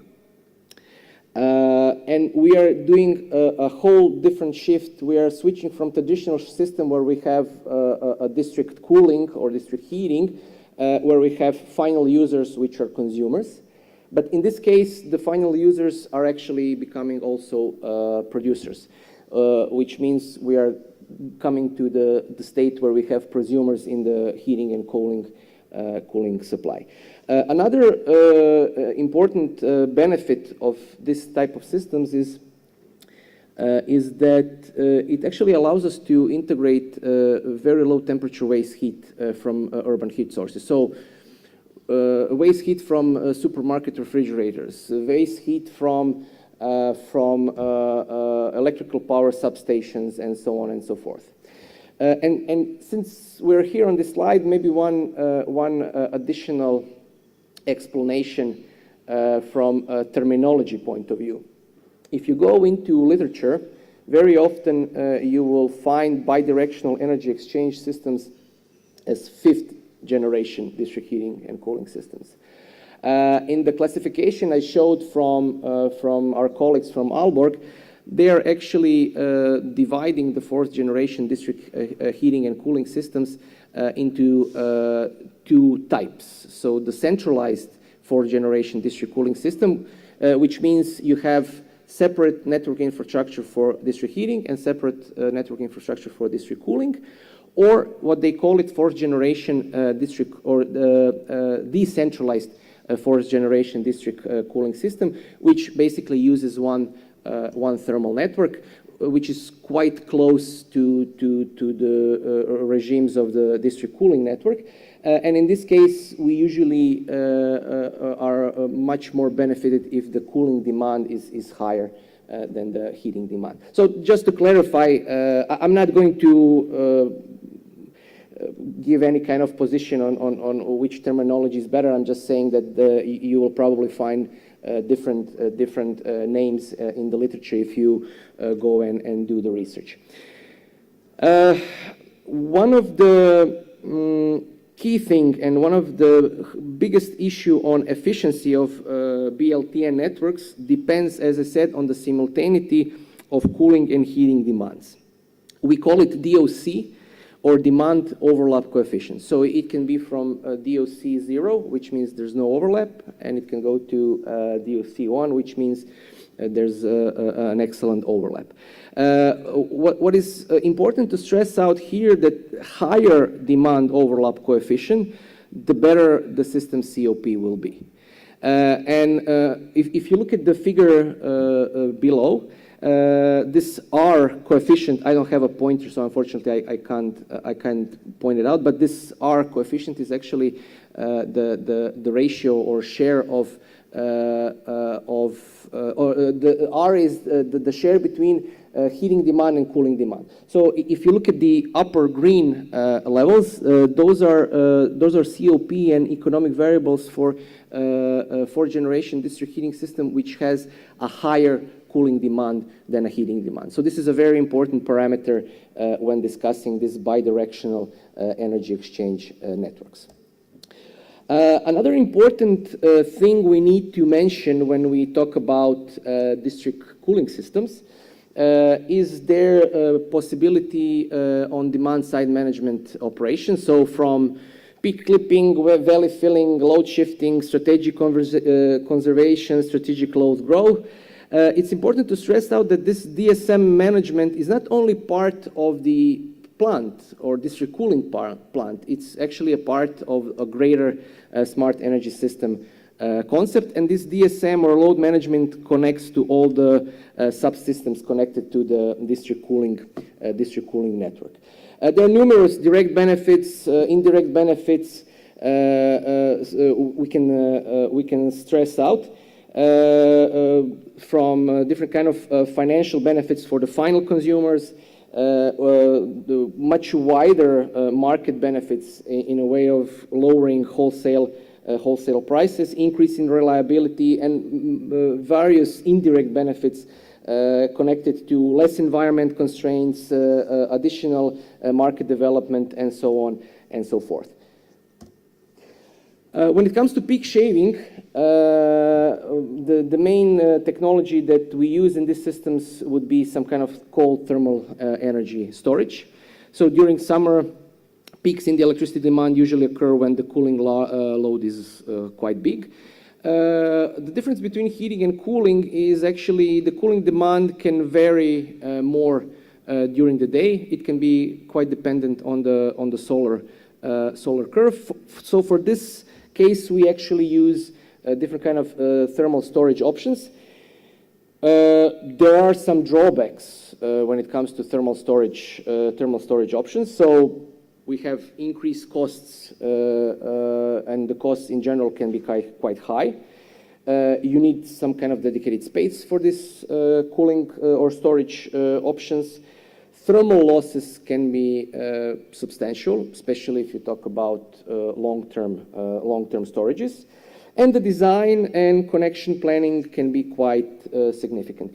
In this example, this is actually a good example of utilizing storage, thermal energy storage, by utilizing much more favorable night tariffs for electricity. So if you look at the numbers, basically the electricity consumption is more or less the same with or without thermal energy storage, but the overall price is almost half lower because you are actually switching production from day to night. So if you look at it a little bit wider, then I would say this is an integration of wind and district cooling, because during the night we usually have wind power that needs to be utilized. I didn't actually want to go to cogeneration and three generation because I don't think that they are or will be a major part of the fourth generation district cooling systems, but I decided just to mention it, just to have it as a technology still being used in certain second and third generation district cooling systems. Of course, when it comes to cogeneration, you have this gap between summer and winter in heat production, and you need to find different kind of ways to utilize that heat. And upgrading cogeneration to a three generation plant, it's something that increases the efficiency of this type of systems.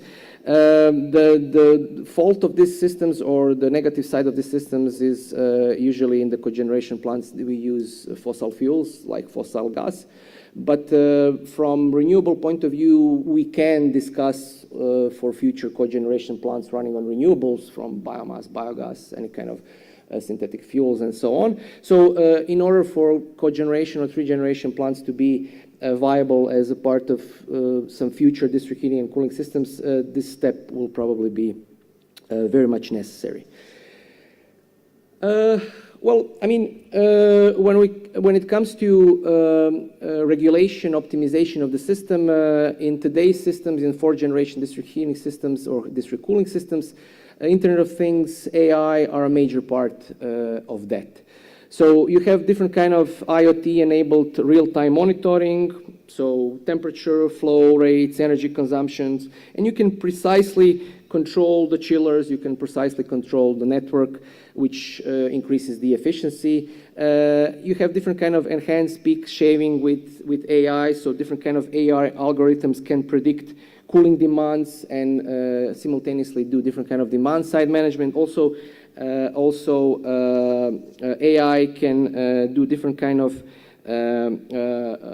peak demand, including different kind of meteorological data and connecting and optimizing thermal storages in order to shave those peak demands.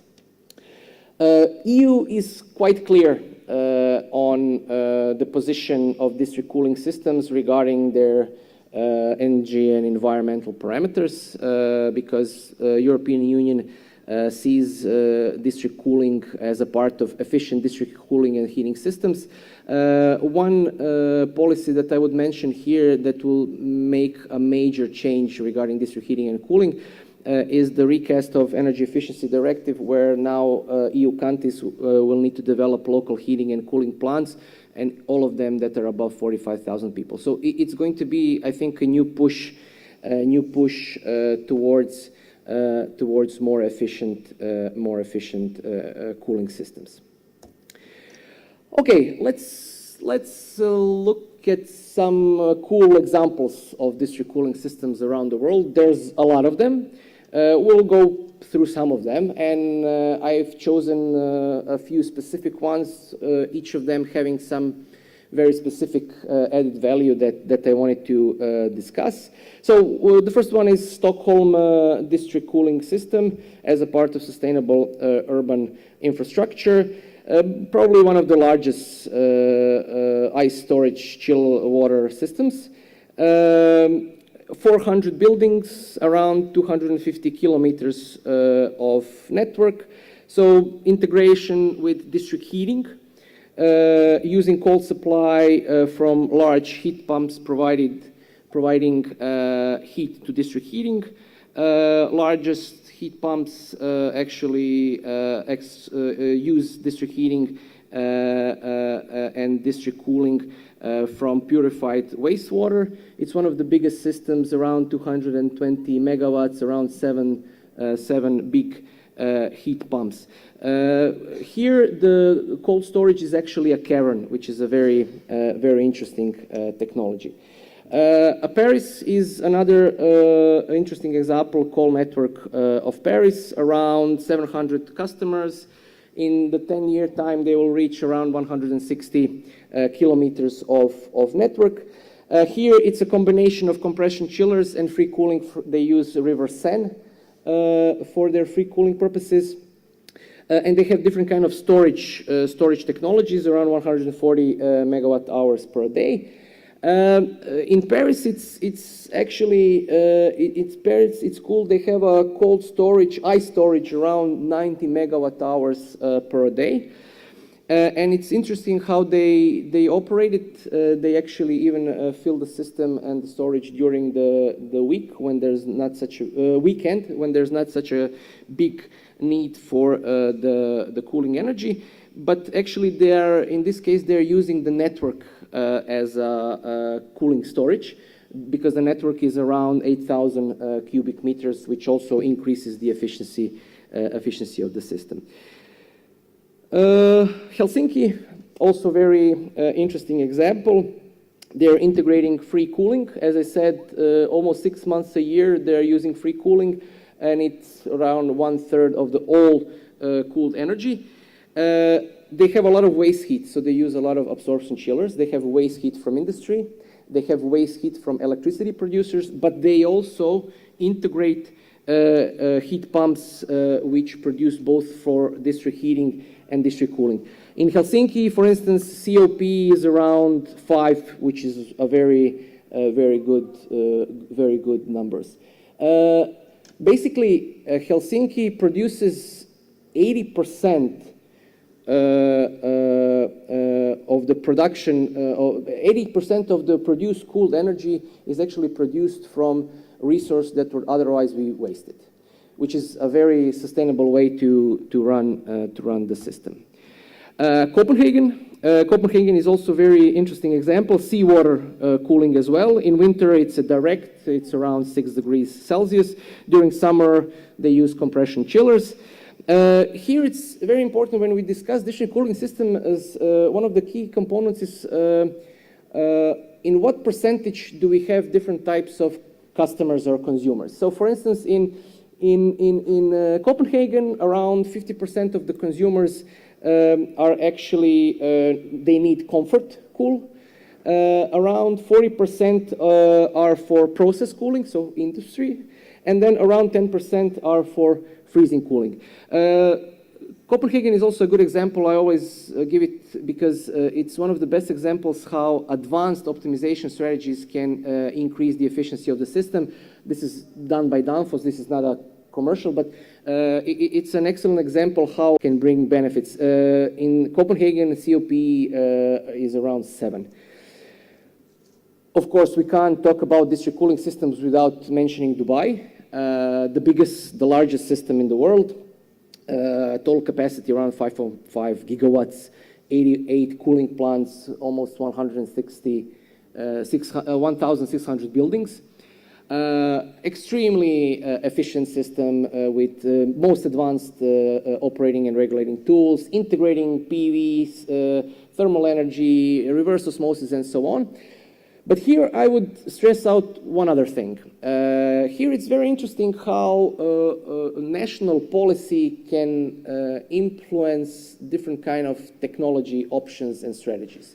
So in the case of Dubai, the national government had a national energy policy, and in that national energy policy, they said our strategic goal is to decrease electricity peak demands, and please do something to do it. and district cooling system was one of the best options to actually do that. And with the integration of district cooling in Dubai, actually, they have lowered the peak load demand for electricity for around 40%. So this is a very good example how a very strategic national policy can define certain technology pathways. Singapore Marina Bay is also a very interesting example. I'm giving it here because it's a very good example on how to utilize shared infrastructure. If you have district heating, if you have district cooling, if you have electricity, if you have IT cables, and each of those digs their own pipes and puts their own network, it's a catastrophe, it's a mess, and it's very expensive. In Singapore, they have something called multifunctional common service tunnel, which is like a network corridor throughout the city, which is used to lay different types of infrastructure in that. And district cooling system in Singapore is actually using this multifunctional common service tunnel. It's an excellent way to save cost, avoid redundancy, and to use this shared infrastructure to have a much sustainable solution. Toronto is also a nice example of district cooling systems, integrating, in this case, with water supply. So Toronto takes the water from Lake Ontario, around 5 kilometers out of shore at 80 meters depth, and they have huge pumps. They bring the water to shore. And first they treat the water, because they will use this water as a drinkable water. And after they treat the water to be drinkable, they use this water in the district cooling process, because the water is around 6 degrees Celsius. So they use the water in the district cooling process, and they use part of that free energy in their district cooling. So it's also a nice synergy how two different systems can correlate and save costs, because you would also need to take the water out for drinkable water, but you're else actually using part of the energy here as well. Chicago is also a very interesting example. Probably the largest ice storage chilled water system in the US. It uses ice storage units, and it works pretty similar like Paris. So during the night, they're utilizing the cheaper electricity in order to produce ice, and they're melting the ice during the day to reduce the peak cooling demands. Here, it's also a very good example on how they're actually utilizing they're saving fresh water by utilizing Chicago River to be used in cooling towers, and in that way they're saving a certain amount of fresh water. So, lessons learned. If we talk about after we went through all of these systems, we can say that environmental impacts and decarbonization is becoming a crucial thing. District cooling systems with heavy electrification and using different kind of renewables, free cooling technologies and so on are perfectly in line in this process. The key issue is integration, but not just energy integration, but much wider integration, as we saw, integrating desalination, integrating water supply, and so on. Like all distribution energy systems, district cooling has a high cost to it, but in the long run, it actually proves to be economically more viable than individual solutions. And there are actually numerous benefits of district cooling that are not purely energy related. So, for instance, one of very important benefits of district cooling is actually reducing urban heat islands. What are urban heat islands? So basically, urban heat island are all urban areas that have a significantly higher temperature than other surrounding rural areas. So asphalt, concrete, cars, different kind of equipment, and air conditioning units will all bring and intensify this heat island effect. Of course, district cooling will not alleviate heat island effect alone without any kind of advanced policies regarding green infrastructure, water surfaces, and so on, but it will significantly decrease heat island problems. Because reducing ambient temperature is very important because you're actually increasing the quality of life in these urban areas if you alleviate that. Another big example of, I would say, indirect benefits of district cooling systems is actually optimization of infrastructure and saving space. So if you take down all the chillers, all the cooling towers, all the AC equipment, it's much better from optimization point of view, from a space optimization point of view. And it actually, if you are taking it down, you're also reducing buildings' structural load, which is also a very important thing. Okay, maybe to summarize. So when it comes to optimization of infrastructure and space, so we said shared infrastructure. It's very good if you have the possibility of common shared infrastructure pathways. Then you will consequently increase land value and usability because safe space can be utilized for far more valuable activities. Buried pipes, free surface level.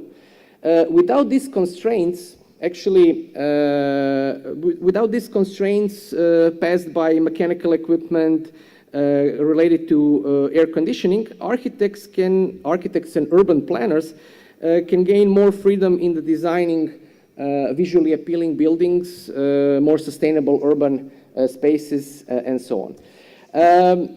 One example I would also mention here, since SDEWES started in Dubrovnik, and it comes back to Dubrovnik this year as well. I just wanted to share this one cool example where district cooling systems can be integrated into very specific requirements. So you have a very old city like Dubrovnik, which is UNESCO World Heritage City, but it has certain problems. The problems relate to AC units in the old city. So you have historically very important building that you are visually, I'm not saying they are ugly with AC units, but they are not so visually appealing with them. You have, of course, heat island effect because it's stone streets, very narrow, and if you have a lot of AC units, you're actually discharging this heat into the environment, which creates and increases the temperature.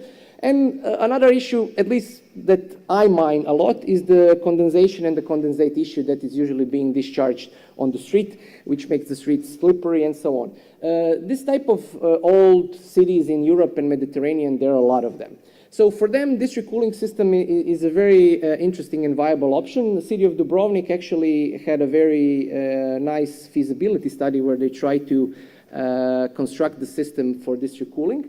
Unfortunately, they didn't succeed yet, but hopefully at some point they might do that. And final slide. I just wanted to look at the market share and the future potential of district cooling systems in the world. So, International Energy Agency World Energy Outlook in 2024 says, or it projects, space cooling demand increase on average by 3.7% annually till 2035. 90% of that will come from emerging or developing countries, from rising standards, population growth, and climate change because the temperatures are getting higher. For developing countries, the projection is around 200 to 280% increase in cooling demand till 2050. In Western countries, not so much. If you look at US and if you look at Japan, the saturation for cooling is quite high. But in Europe, it's actually quite low. So I would expect in Europe as well a certain decrease in the cooling demand. And in that regard, district cooling systems pose themselves as one of the key technology, especially because they alleviate a certain issue regarding electricity peak demands. Danfoss has an outlook and has a projected district cooling market growth. And based on their projections till 2023, we actually expect the district cooling systems, I think this is for Europe, that should double, more than double in the next 10 years. Okay, thank you. Thank you very much for your attention. If you have a question, I would be happy to answer. Thank you. Is this on? Yes. Can you hear me? Yes. Thank you, Tomislav. I would like to start with a question or two. Sure. First of all, what will be the main barriers that you see for the deployment of district cooling? The main barriers, well, I would define them as technical and non-technical. And they would be very much dependent on the region of Europe or region of the world where we are applying them. But technical barriers, I mean, district cooling as district heating, it's a centralized system. So at the very beginning, you have a problem of high capex at the beginning of the project because it's a shared infrastructure. And in that regard, this increase in investment costs needs to be shared somehow. Is it going to be some kind of a communal activity on the city level, or is it going to be privatized? It's different kind of strategies that can be implemented, but I would see this as one of the barriers because at the end, you know, putting an AC on a building, it's much easier than connecting to a DC system. From the technical point of view, I think in the fourth generation or third generation district cooling systems, from technical point of view, I think we are very much advanced, and I don't see any huge barriers here. I see more this sociological and political barriers that correlate with these technical ones. On the non-technical side, as I said, these barriers can differ depending on the region you are talking. So, for instance, for Southern Europe, this shared communal infrastructure is a little bit problematic from socio-economic or socio-political point of view in comparison to Nordic people, because for Nordic people it's perfectly normal to have a district cooling or district heating network.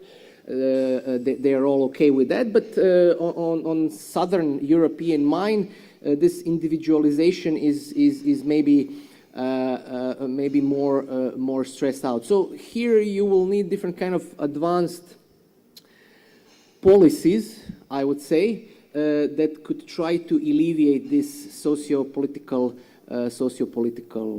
element. Yeah. Thank you, Tomislav. One more question before opening the mic to the public. You show some really nice examples of cities that have basically implemented district cooling. But most of those cities were, like big cities from big countries. Where do you see new markets or new opportunities for district cooling that, differ from what you basically showed? Believe it or not, this morning when I woke up, I turned out my TV and there was like, it wasn't CNN, but it was some kind of news channel. I'm not sure which one was it.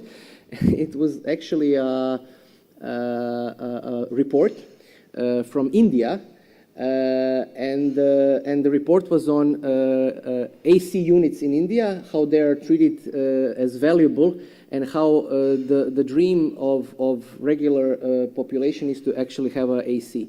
So cooling will be very problematic in developing countries due to, as I said, increase of population, economic growth, so people will have more economic funds and they will want to afford cooling solutions. And of course, climate change and increase of temperature is one of the reasons. So I see the biggest potential for district cooling actually in those type of markets. As I said, district cooling is quite different in comparison to district heating because you can't have huge systems, kilometers and kilometers of networks. So usually district cooling systems are smaller. So in that regard, if you have an area with very dense heating demand, whether it's Accra or I don't know, New Delhi or whatever, it's a very feasible way to satisfy cooling demands. To be fair, this high cooling demand or density of the cooling demand is probably on a massive commercial or public building area, but even on massive residential buildings, because you have those in these countries. So I would say those are the main markets.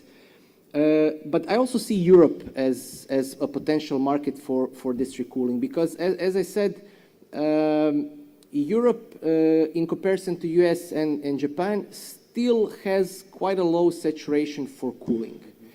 And also with this climate change, increasing in temperatures, which we see every day in Europe, cooling solutions will be needed, and advanced cooling solutions that can be optimized, regulated, integrated into much smarter energy systems will probably be placed. So I see Europe here as well as an important market. Yeah. Thank you, Tomislav. Nevin? How do you see architectural methods to decrease cooling demand? For example, double skin facades or traditional architecture. Moroccan architecture is an example of that, or Northern Africa one with forms, less solar forcing, also air circulation inside the buildings. Or, for example, Caribbean architecture, which has a lot of airflow. Is it something that we should be pushing, or we should say everybody builds whatever they want and we satisfy the cooling demand? Absolutely not. I would never allow anyone to build whatever they want. It's chaos and mayhem. So I would always stick to some kind of regulated activity, especially when it comes to buildings and building buildings. From my perspective, from European perspective, I think when it comes to decreasing cooling demands on a building level, I think this is more or less clear. We have a very strict building codes that define how we need to build buildings, and one of the cornerstones of these building codes are actually what type of material can you use, what kind of isolation you need to put. So that technically, it's more or less done. If you're building a new building, it's basically nearly zero energy building. You have architectural freedom to use different kind of architectural solutions. So, you know, you can position your building so it has a beautiful glass surfaces towards the sun, so decrease the heating demand during the winter, or have different kind of shading options to decrease the solar gains during the summer. So this is something that will continue to go on, especially now when you have new European Bauhaus as a European concept which integrates energy, environment, but also architectural solutions and so on. So I think here we are more or less defined. So I think in the future period we will significantly decrease the cooling demands with isolating buildings, because it's just the law, and there's not much to do here.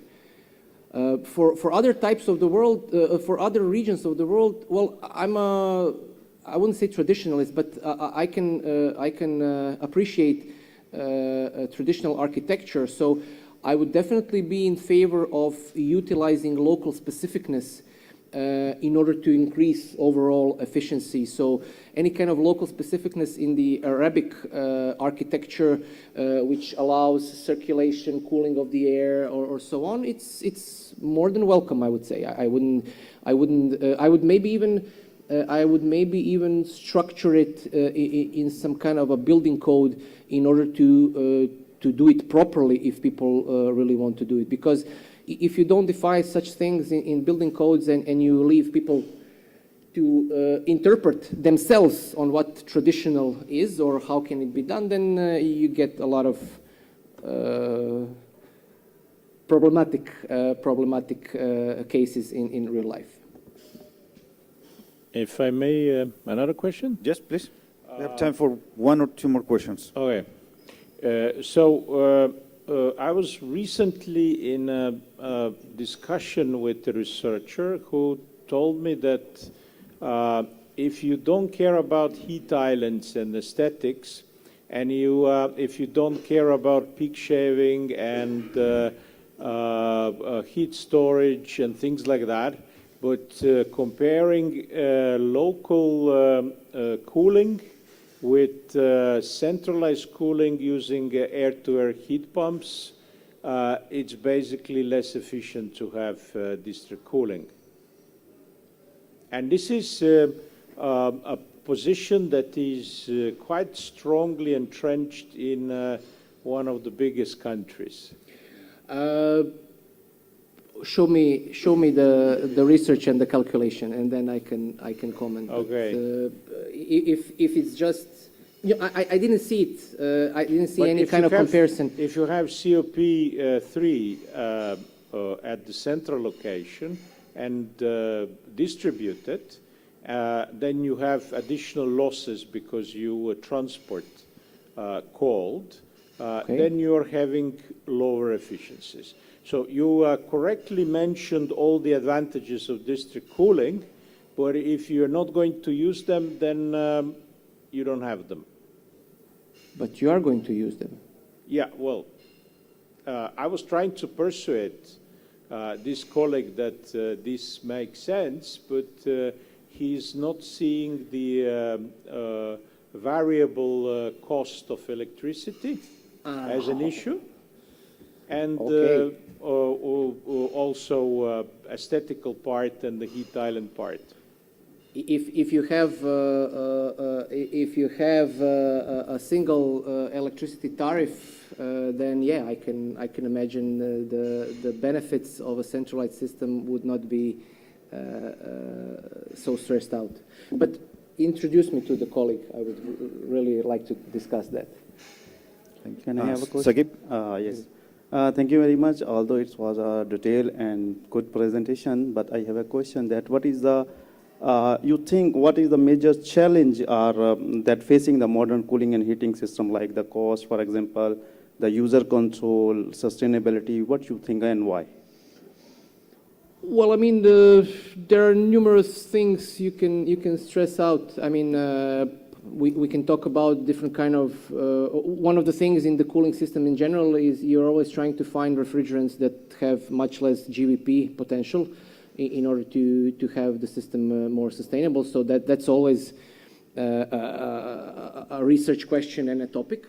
You're always trying to increase the overall system efficiency by integrating different types of energy and storage options in order to have the overall efficiency much better. So those are probably the key things that would be interesting from a district cooling perspective. Thank you. We have a question in the back, please. Yes, hello, Marko Keber from the University of Ljubljana in Slovenia. I'd like to follow on what Professor Dewey just said. So it's not just researchers that have noticed this, it's also the customers. So we're looking at the different heating and cooling systems in Slovenia, and the feedback that we get from the customers is that they want to disconnect from the systems because it's cheaper for them in that particular moment, not in the long run. So when we do the analysis, we see that in the long run, there might be several benefits, as you mentioned, but in the short, or when they have to pay, at that moment, they don't want to pay for the district heating or the district cooling, but they prefer to install heat pumps, AC units, and so on. So my question is, has there been an example of where district heating has been converted into district cooling? Why? Because we noticed in some parts of the country, people want to disconnect from district heating because they've maybe insulated their house, renovated everything, they've installed heat pumps, and they've realized that they're more self-sufficient this way. But in the summer, they have to pay more, their costs increase because they have AC units. So has there been an example or a study that would say, well, how about converting district heating, keeping the customers, having district cooling instead? Okay, first comment, just a comment on the first part of your question. Yeah, I mean, in Croatia, we when it comes to district heating, we have similar cases, so it's not something that we didn't see.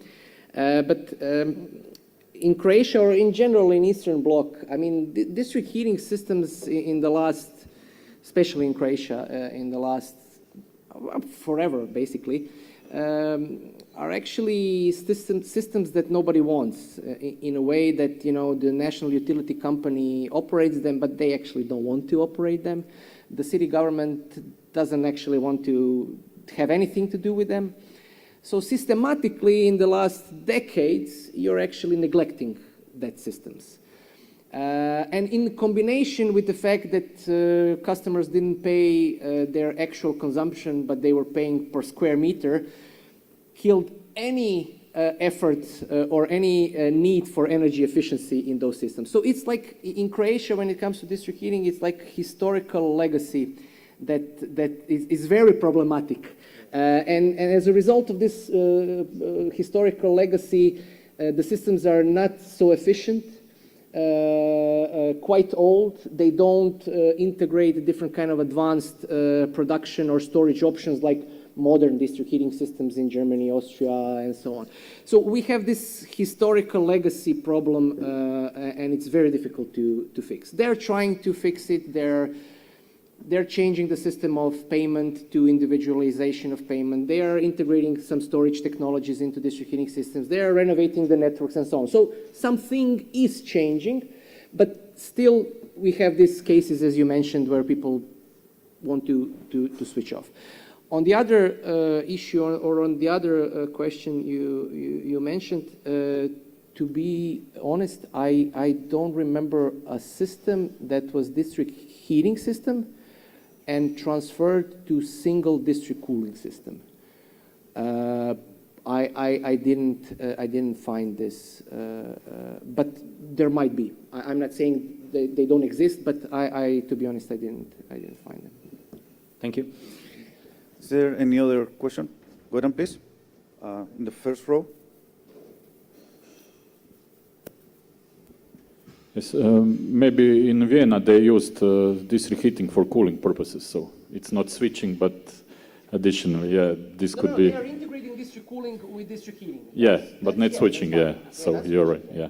Okay, I just have a question. Maybe in developed countries, the majority of demand increase in electricity consumption will come from data centers and servers, etc. So are those the places where could be the core of future district cooling systems? Because maybe there is then initiative that you make them cheaper and more reliable, and then with some, let's say, additional capacity, you could build the core for the cooling the wider regions. So what is your opinion on that? I would fully agree. I think data centers are actually the cornerstones of future district heating and cooling systems, because the amount and the number that we will have to build in the forthcoming period will be a significant waste heat facility, but also a facility that needs a substantial amount of cooling. So I would definitely, in the developing world, building my systems around or close to data centers, for sure. Yeah. Is there any other question from the public? Sorry for being No, we have 18 minutes above. We have 10 more minutes. 10 more minutes, yeah, but lunch is a bit late. So lunch is a bit late. Okay. Is there any other question? If not, I might have a couple of more questions for you, Tomislav. So let's go to markets. So you talk a lot about the engineering side, the mechanical side, but at some point you mentioned prosumers. Mm-hmm. So let's say we live in an energy community, and we have some members of that community with rooftop PV or something, but others not. And then when they have excess, they can put their excess electricity, basically produced by the rooftop PV, into district cooling, and others might benefit from that excess electricity. So how do you price or create tariffs such that these communities can actually be fair in the way they access the excess electricity put into this district cooling? Well, I think in this case, the tariffs should be dynamic, and they should depend on certain specific variables in the systems, whether it's... Sorry? The mic. Sorry. I would say that in this case, I would say the tariffs should also be some sort of dynamic and should be connected to certain network or energy parameter valid in the system itself. To be honest, there's not a lot of data on this, and it's a very interesting research topic, especially on advanced heating or cooling markets in this bidirectional energy systems. It's very interesting to see how to price certain energy flows because you're using different technologies with different efficiencies by producing heat and coal at the same time in the same system. So it would be very interesting to see how to structure these policies. And I'm also thinking that maybe in some countries you might have net billing or net metering. So of course. You can actually choose if you send the electricity back to the grid or use your excess electricity to produce, basically store it as a heat or cooling energy. So that's basically what I'm thinking about. From the prosumer point of view, what would be more attractive? The logic would be quite similar to electricity, I would say, with some specificness because heating and cooling is a little bit different game than electricity. But the logic would be quite similar. I mean, we did have some research on market pricing. But for heating. But integrating cooling into the equation it brings up or increases the complexity. So to be honest, this is something that's going to be some kind of future research focus, especially in these bidirectional networks. Yeah. Any other question?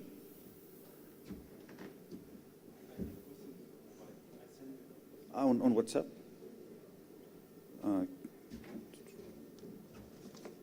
So Sakib is asking, in the context of growing energy demand and climate change, do current heating and cooling technologies represent a sustainable long-term solution, or are we due to a fundamental shift in how we control indoor environments? I'm not sure if I understood the question. Can you? Yeah, in the context of growing energy demands and climate change, okay. Do current heating and cooling technologies represent a sustainable long-term solution, or are we due to a fundamental shift in how we control indoor environments? Well, I think they do. basically. I mean, you can always debate systems being better, finding new solutions, finding new technologies, increasing efficiency. That's perfectly okay, and it should be done. But if we look at today's technologies, I would say they fit in this general framework, but only if we have a decarbonized electricity sector. Because we are using electricity in the heating and cooling solution. So if the electricity is renewable, then our heating and cooling solutions are renewable. So I would say yes, they fit the current framework, but that doesn't mean we should not investigate or research the current framework in order to find something better, because there's always something better out there, and that doesn't mean that we should not try to find it. But I would say they fit. Yeah. So I have one final question, and with this we finish. Yeah. One more. Yeah. If we want to support, or to really speed up the deployment of district cooling, from the government point of view, what are the regulations that are needed to speed up basically this process? Well, first of all, you need to have a very good building codes in place. So that means that you have to be very strict in defining what can be built from energy consumption point of view. So you have to be very strict in defining, let's say maximum heating energy, useful heating energy per square meter. So if you're building a new house, it has to be less than 20 kilowatt hours per square meter. And this is like a prerequisite of everything. If you want to start building efficient systems, buildings, then the first step is actually to build buildings in a very efficient way, so they really consume a low amount of energy. And when you have that, then you can discuss different kind of technologies that would help you go from this useful to final level with different technologies, efficiencies, and so on. So from district cooling point of view, I think the key issue is this holistic synergy that you get on a system level. And you need to be sure how to valorize it, and how not to create certain resistance from the final consumers. So you will never push district cooling system or district heating system in a rural area where you have low heat demand, buildings and so on. But if you have a very densely populated area with huge heating or cooling demand, like city centers and whatever, then you need to frame the building codes and the urban zoning codes in a way that you give some kind of prioritization to this type of systems. Should it be done forcefully in a way you have to do it, or should it be done through very fine-tuned taxation measures where you would taxate certain technology more than another in order to push people into another direction? I don't know. I don't have a clear position on this, because both positions have positives and negatives.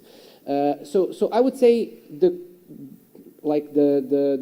first step is to make sure that the buildings you are building, the buildings you are renovating, you are doing it very efficiently, and that when you build them and you renovate them, they consume a low amount of energy. After you have that, then you build on the other side. These two processes can go simultaneously, don't get me wrong. So you don't have to wait for all the buildings to be very energy efficient and then start working on sustainable solutions. No. You can start doing that simultaneously. But I would say this is, in general, the process, how it should be done. Thank you, Tomislav. So with this, we close Thank you this very much. plenary. Thank you again. And we can go for lunch now.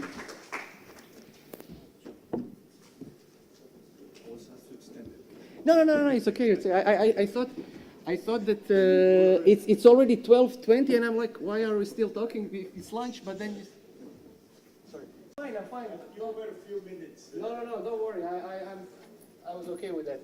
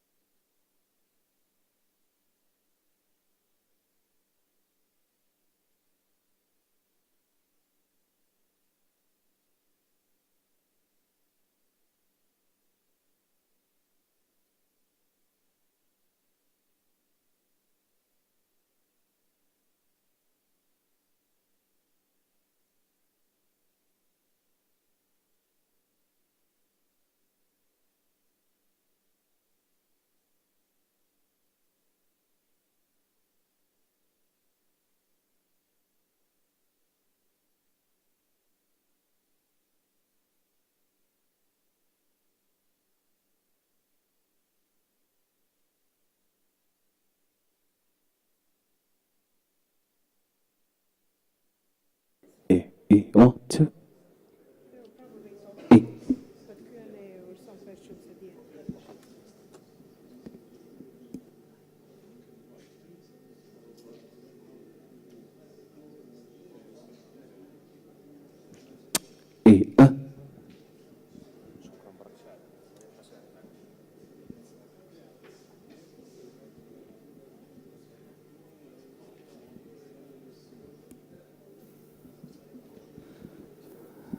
Yasin.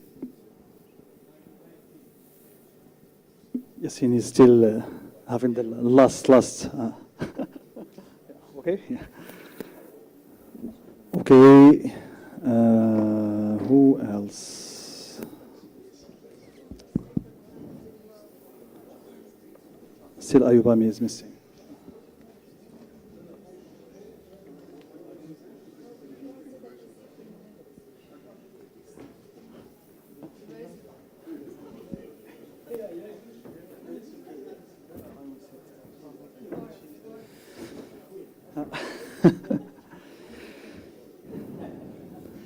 Hello, everybody. Thank you for being here, and it's such an honor to be here with all of you for this panel. Thank you for staying until now. It shows that your commitment also to the conference and the topic that we are discussing today. The panel will be about the unlocking the renewable energy potential of the Mediterranean and North Africa country. An important topic. Of course, we are here to discuss many points with our panelists, but also to open the discussions with all of you. We will discuss how we can, of course, unlock this immense potential in those regions, and also what's maybe are the key barriers, politics, technical, financial barriers. So I have with me to help me in this discussions four panelists: Professor Dr. Ayubami Solomon Ayo from the LUT University, Finland; Professor Zaghloul Yassine, Rector of the University Mohammed Premier from Morocco; Professors Maya Pokrovac from Renewable Energy Source of Croatia, Zagreb in Croatia, and Professor Silvian Koeman from the University of Liège from Belgium. So I will start by the farthest guy from me. Yeah. I will start by Dr. Ayubami Solomo. You are and your group expert in energy system transition, focusing, of course, on Africa and East and Southeast Asia. And the first question, can you tell us about the state of energy transition in this region, and in your opinion, how we can, of course, speed the process? Thank you very much. First of all, I'm Solomon from Leeds University, Finland, and I work in the research team led by Professor Christian Breyer, and for the past 10 years and more, we've been doing energy transition for the entire world. And in my case, I've focused on energy transition for Africa and some part of the Caribbean and some Asia country, and also Central America. And okay. My perspective when it comes to African energy transition is quite, for the past 10 years and more, I've started doing something on African energy transition. It's quite at a nascent stage when it comes to research level in Africa. From my experience and from research, as of 2023, when we published a review article for energy transition on Africa studies, we found out only 54 articles existed at that time for entire Africa. And most of them were coming from our group and some other researchers on doing something on the topic. And for the entire African continent, only 54 articles existed as of 2023 when the paper was published and when we did the analysis.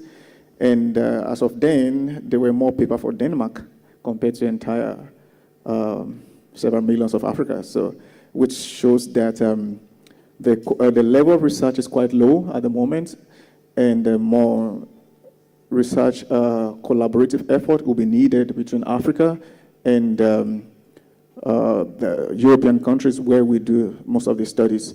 And from my understanding, and from even there are more research done for La Reunion compared to some other African countries, which shows the low level of research, and most of this research were done for Africa are done abroad, which also showed the kind of synergetic effort that will be needed between African researchers and abroad and African researchers on the continent. And for perspective, there are steps that has been carried out. And with my presentation today, surprisingly, there are some African countries who are near 100% renewable energy already in their system. Ethiopia, of course, thanks to hydro, almost about near 100% renewable energy transition. And Kenya, about 85%, Uganda, about 97%, and some of them like that are really focus are not being zoomed to these countries, but then there are a lot of effort that is going on. Maybe a touch on Pakistan as well. At the moment, when we first published research for Pakistan, maybe like 6 or 7 years ago, it was like, well, is it a dream? But then at the moment, we can see the fast ramping of solar efforts. And thanks to low-cost solar available everywhere, and where solar is not available, there is always good complementarity with wind to balance. In the case of Finland, we say there is good biomass, and there is no country in the world that the energy transition is not possible, but then supportive policies will be needed. For Pakistan, it's really amazing how they are fast ramping solar in Pakistan at the moment. Okay, so I mean, to make this energy system transition happen, we need some tools, some model to work on that. And I will go to Sylvain. So you are experienced in developing tools for modeling energy system. So in your opinion, are those tools sustainable for use in the region of Africa? Yeah, that's a good question, but yeah, indeed, I think that there is a lot of work that still needs to be done in the development of models, tools, simulation, optimization, whatever, for Africa. And there is one statistics that I always use is, I think it comes from the team of Solomon, that 60% of the models on net zero scenarios, they are for Europe, and very few are for Africa. So there is still a huge effort to be made. And that being said, I think it's also important to take into account that we cannot just take the tools that we have developed in the EU or for the US and just bring them to Africa and say, okay, that will work. That's something we have studied, we have seen. It doesn't work for different reasons, and I will try to list some of them. The first one, I think, is the demand. The demand in most regions of Africa is much less dense than what we have in Europe, in my country, Belgium, for example. And that means that the technologies to bring, for example, electricity are different. That we don't necessarily need grid extension. Sometimes microgrids, isolated systems, are totally fine. They are the most cost-effective solution. That's something that we don't see in Europe. So I think that's one of the differences that is quite important to take into account. Also take into account the fact that if we make a model for 2050 in Europe, we can assume that the demand is going to stay more or less flat. I mean, we will make an error, but it's not so bad. In Africa, there is no way we can consider that the demand is not going to increase. It's going to increase, and it's going to increase very fast. And there is a lot of work that needs to be done on this characterization of the demand and what will it be, and that's sometimes very complicated. And that leads also to another difference, that should be taken into account, but it's not yet in any of the models I know. We need to take into account decentralized system into a central energy planning. So we need to co-optimize let's say, the central grid together with all the microgrids that are around it. And that's something that is not easy to do because you have exchanges of certain energy carriers. These microgrids, they consume diesel, for example, so there is exchange of diesel, but they don't exchange electricity. So you really need to make that happen, and that's something on which we are working on at the moment. Other differences, one on which we are also working, but not for Africa, that's for Bolivia. That's the problem of inertia. We are talking about systems that are sometimes electrically isolated, so they are electrical islands, so very small systems. And in these systems, when you start to increase the share of inverter-based generation, then you start to have issues with the stability of the system.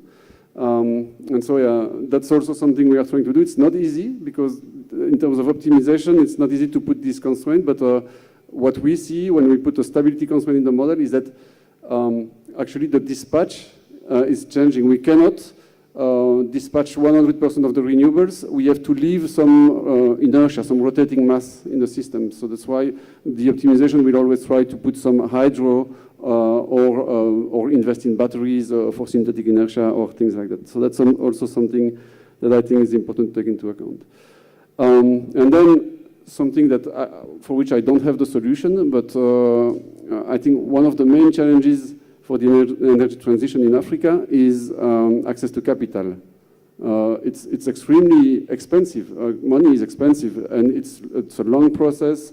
We have the multilateral development banks that provide money, but through intermediaries it takes time, and at the end, capital does not cost 6-7% like in Europe. It can be much more expensive depending on the situation, depending on the project, and depending on many factors. And good luck to put that in a model. For us, it's easy to have a single discount rate, but I think there is a lot of work that would need to be done to improve that. Yeah, and then I will maybe finish with that, and maybe one more. One thing that needs to be done, I think, and it's still lacking in the literature, is we need to have a combined modeling of EU and Africa. At least to my knowledge, there is no good model that unites both, because in the future, now the connection is very limited, at least electrically, it's only 700 megawatts, I think, but there is a significant connection in terms of gas. But in the future, we expect these interconnections to increase. So these interconnections will help balancing the systems, and so we need high time resolution models combining these two regions. And that's something we would like to work on also in the future. And these models, and then I finish, should also be sector coupled. We should not look at electricity only. We really need to look at the integrated energy systems, and there were different presentations today and yesterday that really go in that direction. We can really incorporate much more renewables at a lower cost if we look at the entire system and not only at electricity.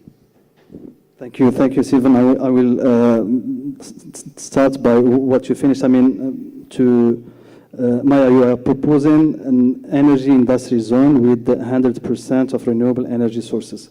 So this proposal, is it suitable just for EU, or we can do it also for African countries? I think, I mean, my background is I'm probably the only non-engineer in the room or at the conference. I come from the other side, so I finished my first profession, was a professor, but not of engineering, but professor of French and English. My second was public policies, because I realize in green and energy transition, there's a lack of dialogue always between those who are experts and how do you have this business or depending on the topic, how it is implemented in the country. And my last, and then I got my master degree, and my last profession is MBA, Economy of Energy Sector. So for the last 20 years, I started first with the oil industry, and then I realized at a certain moment that this is not sustainable. So my 20 years of energy, and I could say for the last 10 years, I'm running this business association, and we are not doing it typically as just for business interests. We are making this, and I will come to this model, we are making bridges between the public policies, academia, and producers of green energy, because they're the ones who are implementing transition, because without them you can't have energy transition in our countries. Coming from Croatia, but all looking at Southeastern Europe, it's all these countries have tremendous potential. What we are trying, and why this model is one of the results, is we have within our association 12 working groups. So we are the only think tanks in the country when it comes to discussing the problematics, and we are trying to find the best energy mix for country. We have with European Bank for Reconstruction and Development, they have recognized us as the only place in Croatia that makes the change within the energy sector, and that makes the change towards the government. So we have initiated some 5 years ago studies, practical studies, and one was done with the faculty, with the colleagues that are here. One was done with 3 agronomic faculties in Croatia, and also with Faculty of Engineering and Energy Institute Hrvoje Požar. These studies where one was on defining the wind potential and solar and floating on the Adriatic coast. With agronomic, we have introduced new business models such as agro-solar and aqua-solar. I don't know how much you discuss here in your country, but in Croatia is one of the few countries that pay a lot because of the climate changes that they do on agriculture land. We are also now doing another study, is the storage, topic of storage, because in Croatia, as I mentioned during the presentation, we import energy during the summer months when the solar installation is highest. So we import one quarter of energy because we don't store it. So the last study that we are now in the process of signing it is with EBRD, is to make a study where the grid, at which places there is a congestion, and at which places you can have projects that can serve with storage the grid. So energy industrial zone is also one of the elements. We try to gather the best experts in our country and offer solutions to those who define public policies in energy transition. Energy industrial zone, in Croatia, we try to somehow say we have some of the industries that we have. They're usually subsidized by certain, like with some EU funds, like modernization fund, but this is not enough.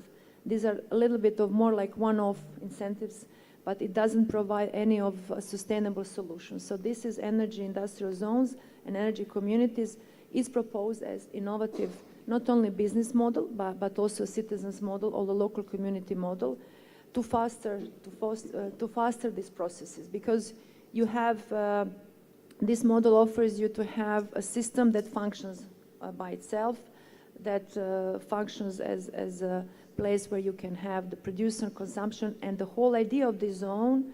And when we were doing this, we had a kind of analysis of many of these zones around the world. This zone is the aim to use the green energy to have different industry, cooling and heating and production, and what I have already explained. So 100%, I like the sentence that you said, that there is no country where energy transition cannot happen. It's, I would say, the speed that is important, because energy transition, the advantage of being decentralized, the advantage that you can have it at every local community, somehow is at stake because it takes time. I would say that being in this time with this topic of renewable energy, I think every country has an expert. There is not lack of knowledge. What you said, that definitely I agree that the models that exist in other countries cannot just be copied. But I could say that governments, they have I would say a lack of a will and a wish, and I can confirm like one example, and I will stop then here. We had last week a big conference. We have it traditionally every year It's called Days of Renewables, and we had 400 participants. We had participants from 19 countries, 115 companies, and 30 institutions. And why we do this? In order so that our public and government hears how it is done in some of the countries. And there was a lady from Netherlands. We have a big blockage in Croatia because for 3 years we wait for one fee to be defined. And she said, in our country, we are not superb or perfect. But she says, every Monday, a minister calls my boss. And she works in distribution system. She's a distribution operator. And every Monday, and says, when you have a pressure and when you have a bill, then it happens. And then he asks, like, what is happening with connection to the grid? Are there any problems? Have you solved that? Why you haven't solved it? So we like this type of the things. Presentations that I heard here, you know, they all offer solutions. But I sometimes think that we try from our side to make this kind of advocating together with academia. But I think these processes need to be stronger in order to fasten. So coming to a question, 100% renewables, Croatia can depend definitely. We had certain of the months last year when we were exporting the energy, but unfortunately in the first quarter of this year, we are again importer of the energy because the consumption has increased by 5%, 5.5%, but production didn't, so yes. Okay, thank you, Maya. I mean, we cannot speak about unlocking the renewable energy potential in Mediterranean and North African countries without speaking about how the university can contribute also to unlock this potential in terms of, I mean, how we can prepare our engineers and also how we can improve the process. So, Professor Zaghlul, if you can say something about what the University Mohammed Premier is doing, or the university in general, can contribute to unlock this potential. Yeah, thank you very much. So, just introduce myself. I'm director of University Mohammed First, where there is 90,000 students and 1,600 full-time professors, 64 laboratories. And the role of universities, or the function of universities, is training, research, and also expertise. And at the same time, the role also is of the universities is to prepare a human capital that can support the government strategies, to support also the ministerial strategies. So the university is the best place to do this job, and all the universities in the world do it very well. Because there is good professors, there is also good research that think about the future. And the future is renewable energy. And here in Morocco, and also it's the same also in Mediterranean basin. Morocco is doing well. Is doing well. Why? Because before our economy is based unfortunately before on importing a lot of oil, a lot of energy coming from outside, and it has an impact negative on our GDP. So since 1998, the king thinks that as we have solar all the year, we have wind, why not prepare strategies for the integration of solar energy and wind energy, and also to reduce importing oil, because as you know, the market of oil sometimes is fluctuating between 70 to 120 or $140 for barrel, and it has an impact of our GDP. So the thing is, why not, as we have solar, we have wind, is better to work on those technology. And now in Morocco we have, I think, the biggest solar power plant in the world.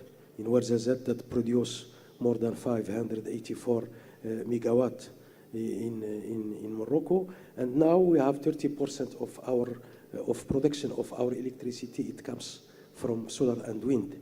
And we hope that in 2030, 52% coming from wind and energy, and in 2050 is about 80%.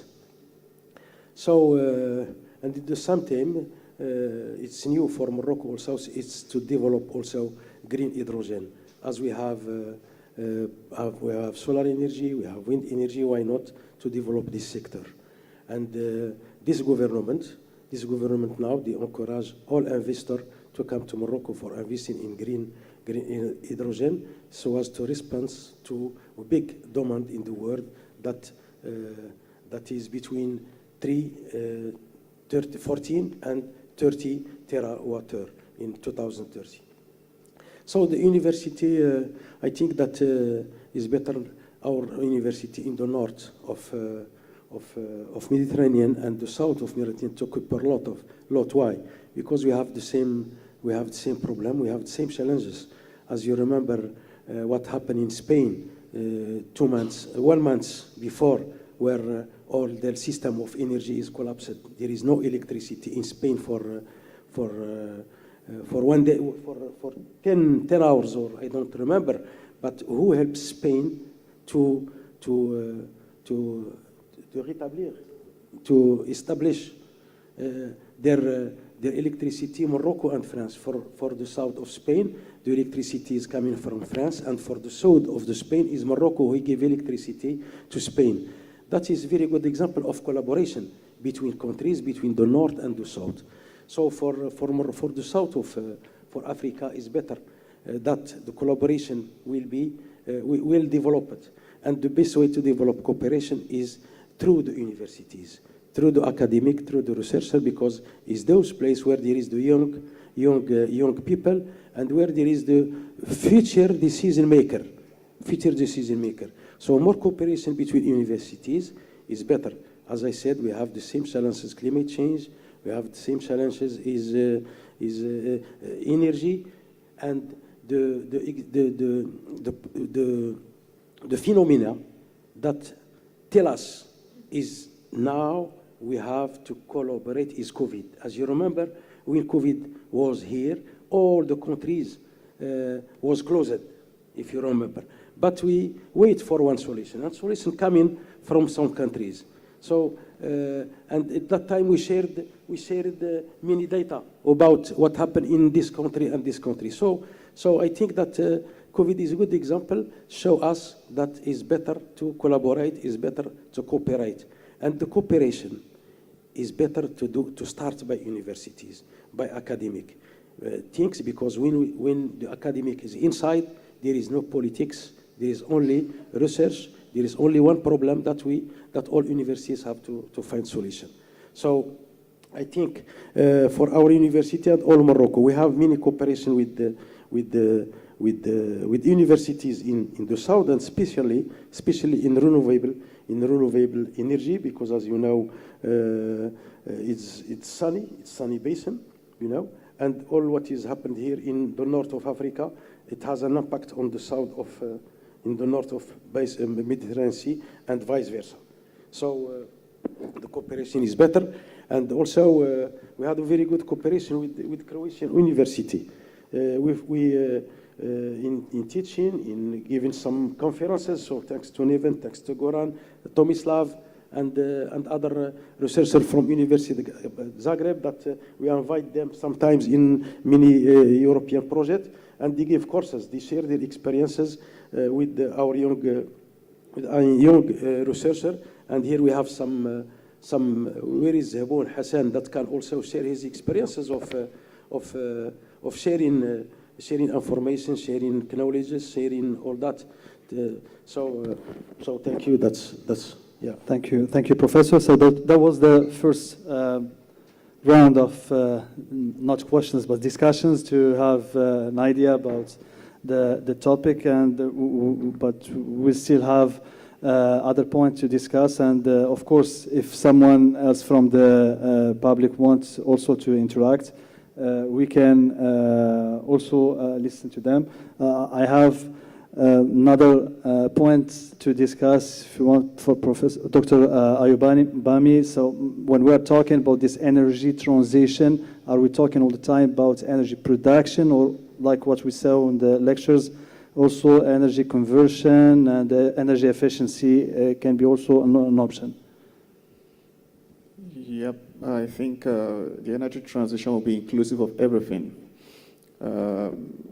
Efficiency will be involved. For example, from the presentation I had today, we emphasized that Africa will develop and there will be more production in future. For example, at the moment, Germany is investing heavily in green fuel in Namibia. And there are also more projects like that will be coming up. So that is renewable industrialization, so to say.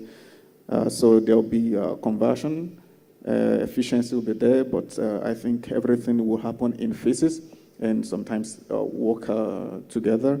But then, for sure, in the context of Africa, Africa is let me say, is a virtual green field for renewables, and also is a hotspot for green fuel production and exports to Europe.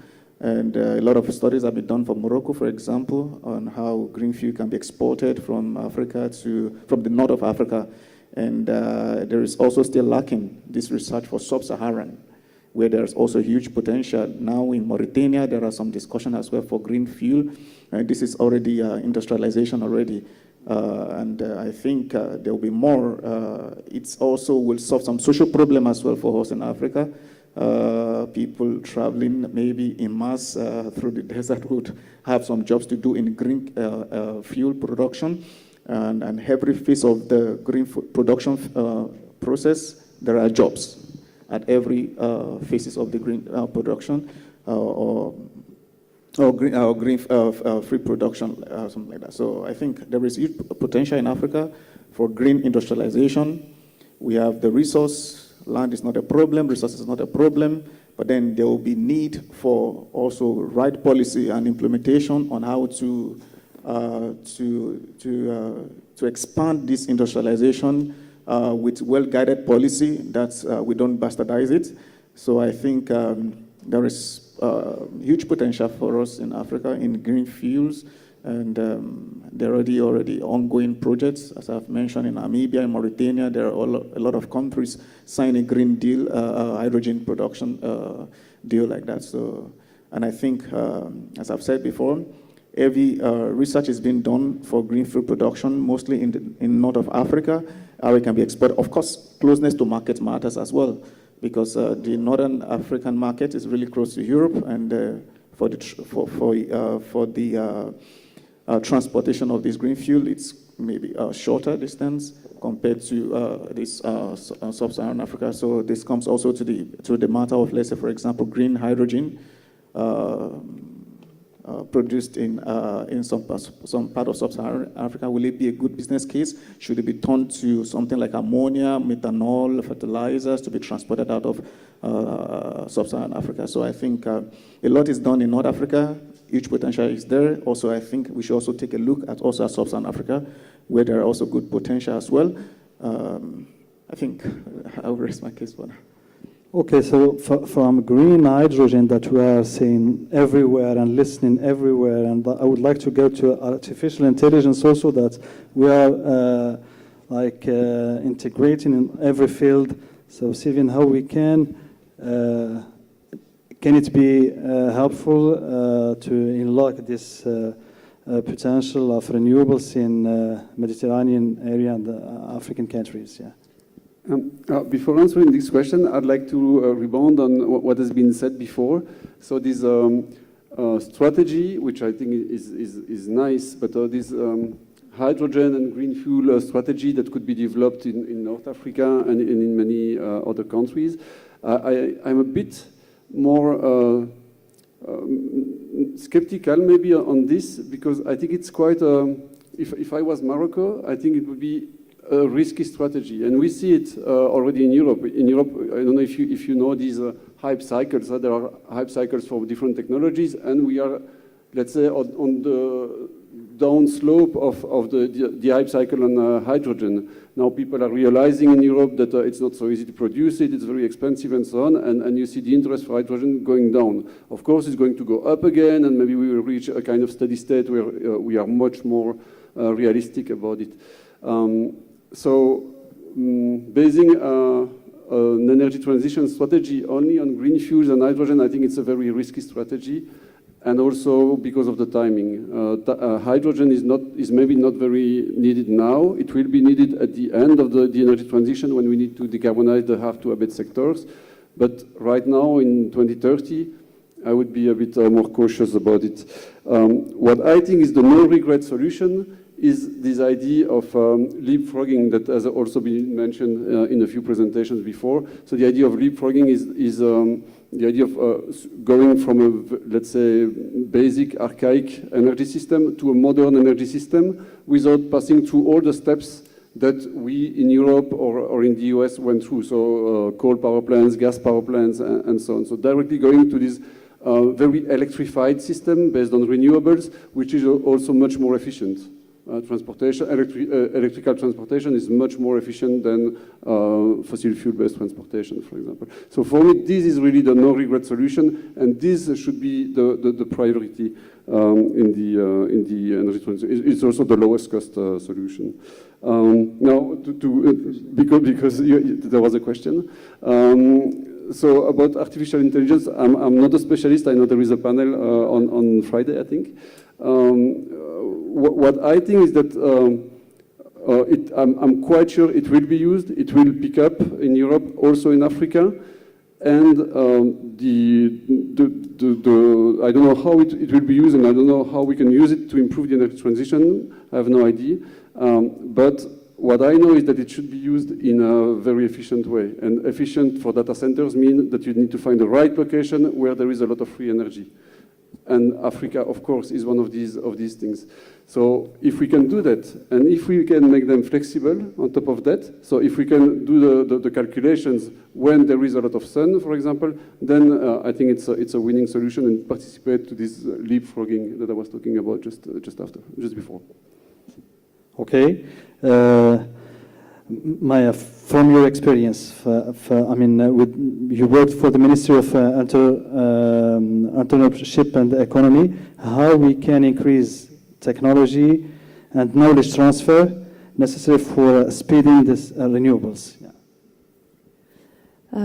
Yes, I was an advisor at that time because I wanted to introduce in Croatia microsolars, now a concept at that time. So I was not politically affiliated, but I was so much working on this topic so that at that time the government invited me, and then I didn't know what is the job, what do you do as an advisor to a minister, because it was my...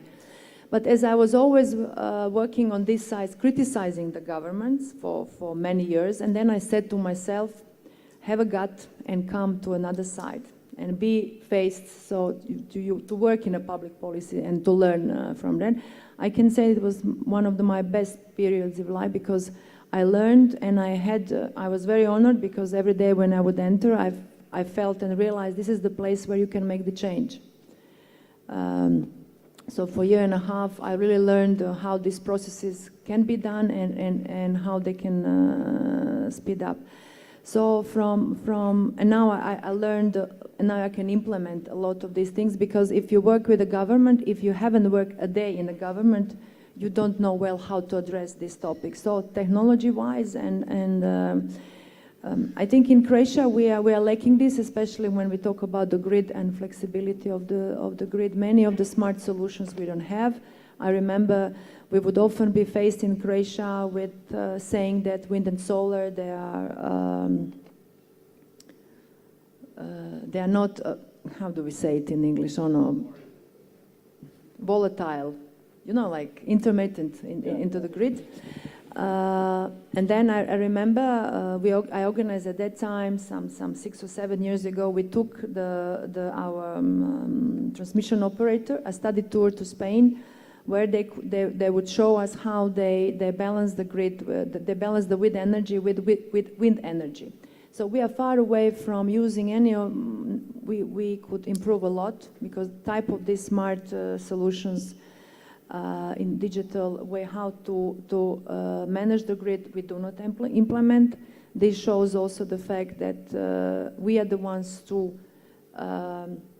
initiate the study for storage, and that will be used on a national level. So we are initiating this. They are not at the level to realize that it's them or the government. As it comes to artificial intelligence, this is something that we will have one conference with another company in Zagreb in autumn, because I think this is an important topic in order to little bit speed up and to make them aware how this can be implemented. I would just like to agree with what you have in Croatia. We also feel these ups and downs, very trendy. You know, when we have a new industry like renewables, there's a lot of trends, and this very much slows the processes, because if you have a country which can fully rely, because we have very big potentials, hydro potentials for, like we could have much more of reversible hydropower plants for storing the energy. We have sun, wind. Also, we have tremendous potential in geothermal energy in Croatia. So all this you can definitely make and use it. And this is something that technology can bring, and faster this process is definitely, yes. Thank you, Maya. The last point with Professor Zaghloul is I want to remind that there is many factories here in Morocco that they come to be installed here in Morocco. They are focusing on, for example, car factory, but electrical batteries, but also car cables. But they are here because the university proposed some kind of trainings, and they have the infrastructure to allow them to be installed here. So if you can give us an idea about what the university is offering to those kind of companies to be installed here in Morocco. I want just to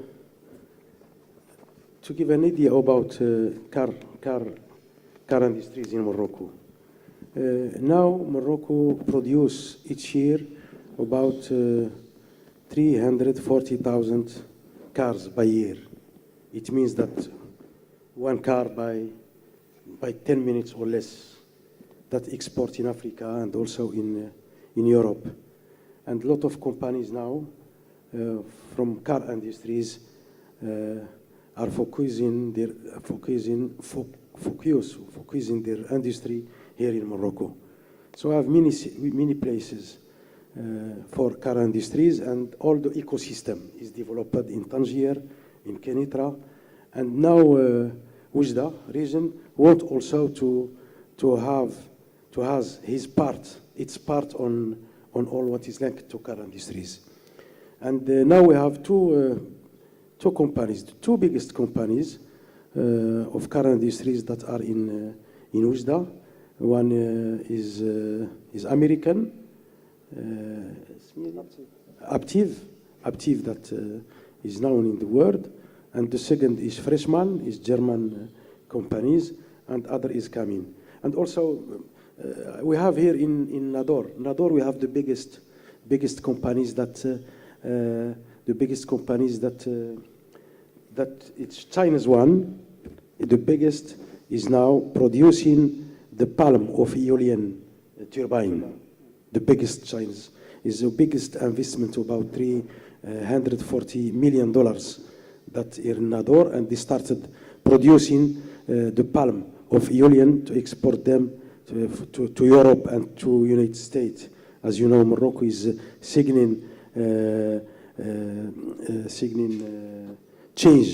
exchange trade or exchange agreement with the United States. Is free. We call it libre-échange. Is free trade, and also Morocco has special statute. Is the first African and Arabic country that Morocco has special status with Europe. That's why many countries is coming, like Renault is here, like also many companies that are in Morocco, and now we see that China's also are interested to come here in Morocco, especially electrical cars, and Morocco want to be the leader in Africa in electrical cars. Many Chinese companies are interested here in Morocco for battery also. Chinese will build the biggest battery industry in Morocco. So when the companies come in Oujda, we had a very good experience with them because they need the human capital we need a workforce, workforce for them, and the best way to find the human resources is the university. So we have developed many things inside our university is what we call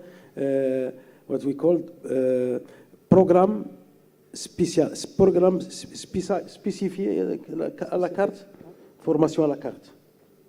It means that we developed some curricula special for those industry, and also some engineering or some of their human resources come in for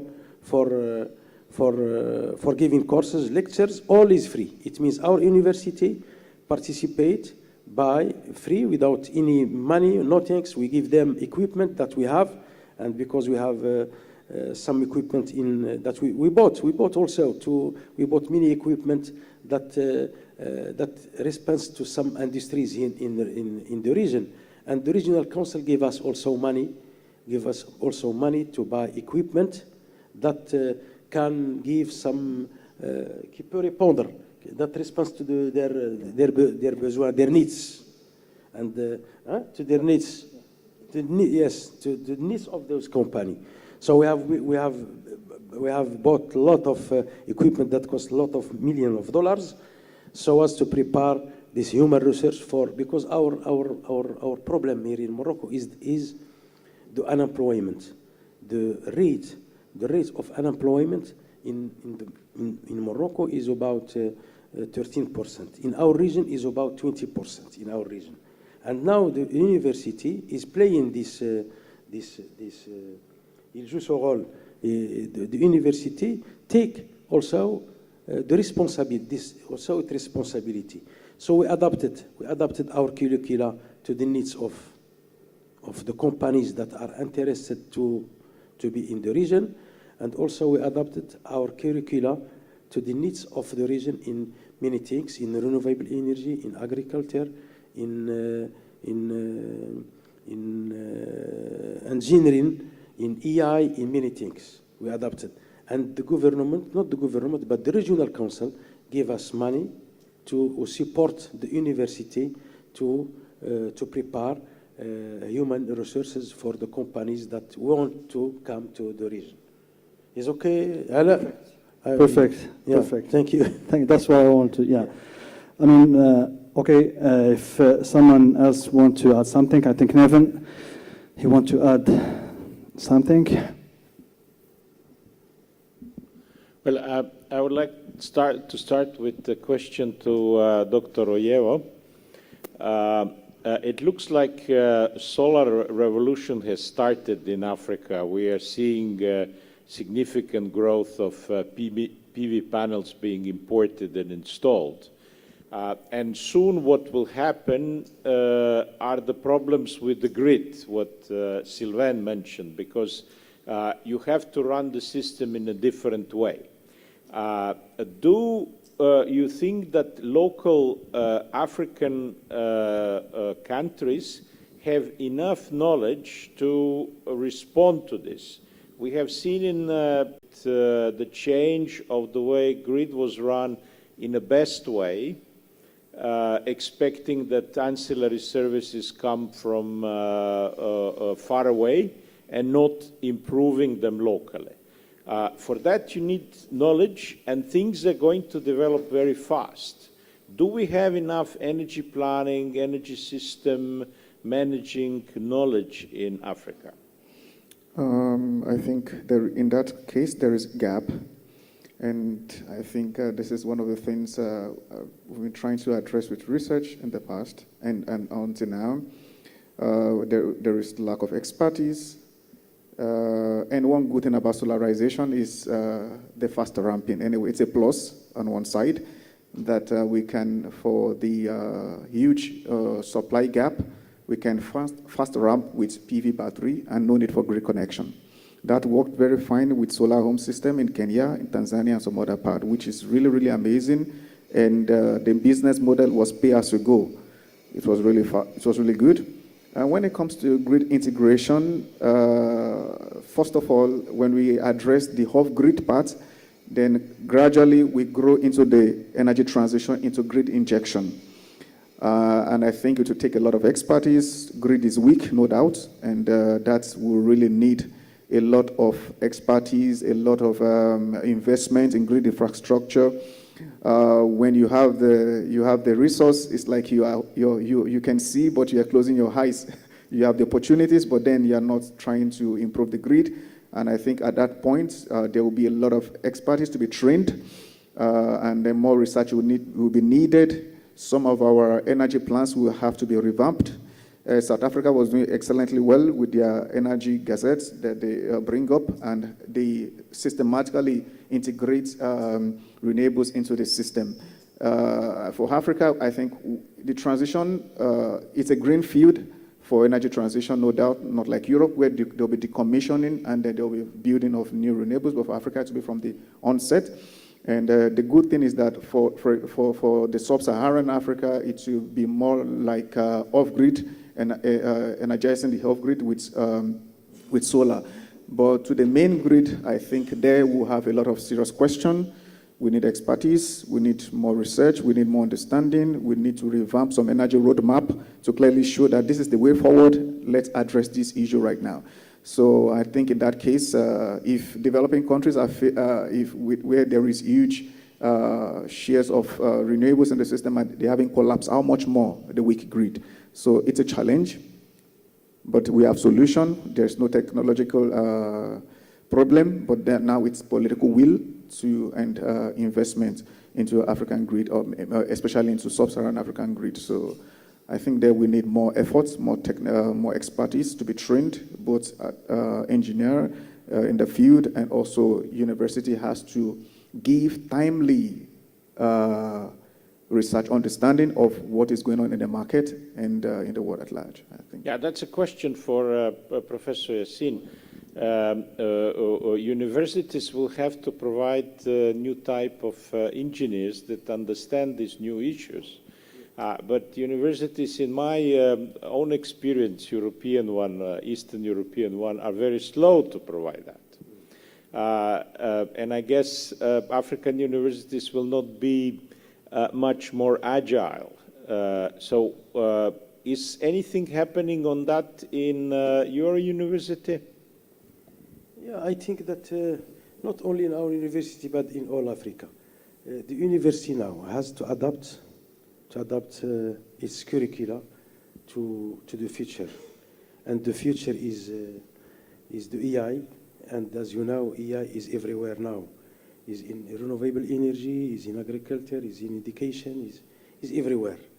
It means if the university adapt the AI in the curricula, I think that the university will survive, and also the economy of the country will survive. For our university, and especially new strategy now of our minister, is to make AI as part of all the curricula in university, for bachelor, for masters, for engineering, for technician. It means now AI is about, even for faculty of law and faculty of literature and all that. For those kind of faculties, AI is like obligatory as courses, minimum 50 hours, 60 hours by year of those faculty. But in schools, engineering schools, and especially on all what is linked to engineering of renewable energy, AI is very important. AI is very important. So the curricula for here in Morocco, we change curricula each year, not 100%, but we have the law give us that we can change it easily 25 to 30% of the curricula.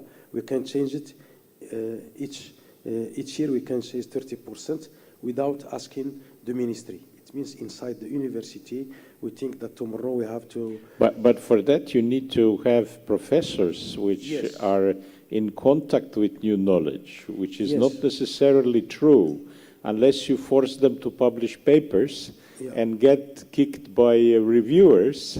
This is the way we teach university professors new knowledge. Then they can bring it to the students. Yes, it's correct, because we can teach in also by using research. There is teaching as teaching, but we can use research for teaching. That's very, very important. Use research for teaching. Fortunately, that for example, for our university, as I told, that we have 1,600 professors full time.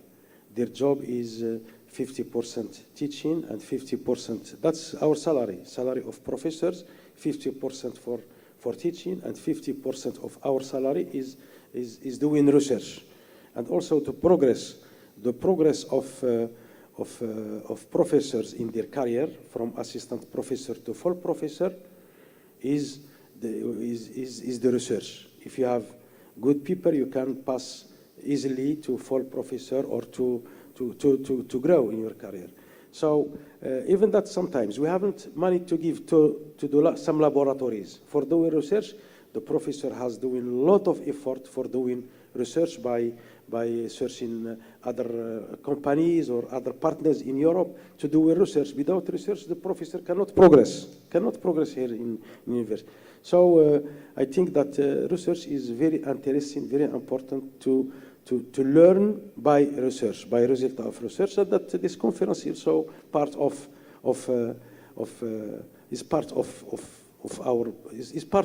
learning students and PhD students. Yeah, I agree with you. I have one more. Yeah. So coming back to the issue of inertia, there is a very simple solution to inertia. We implemented that in Azores 20 years ago when we had high share of wind.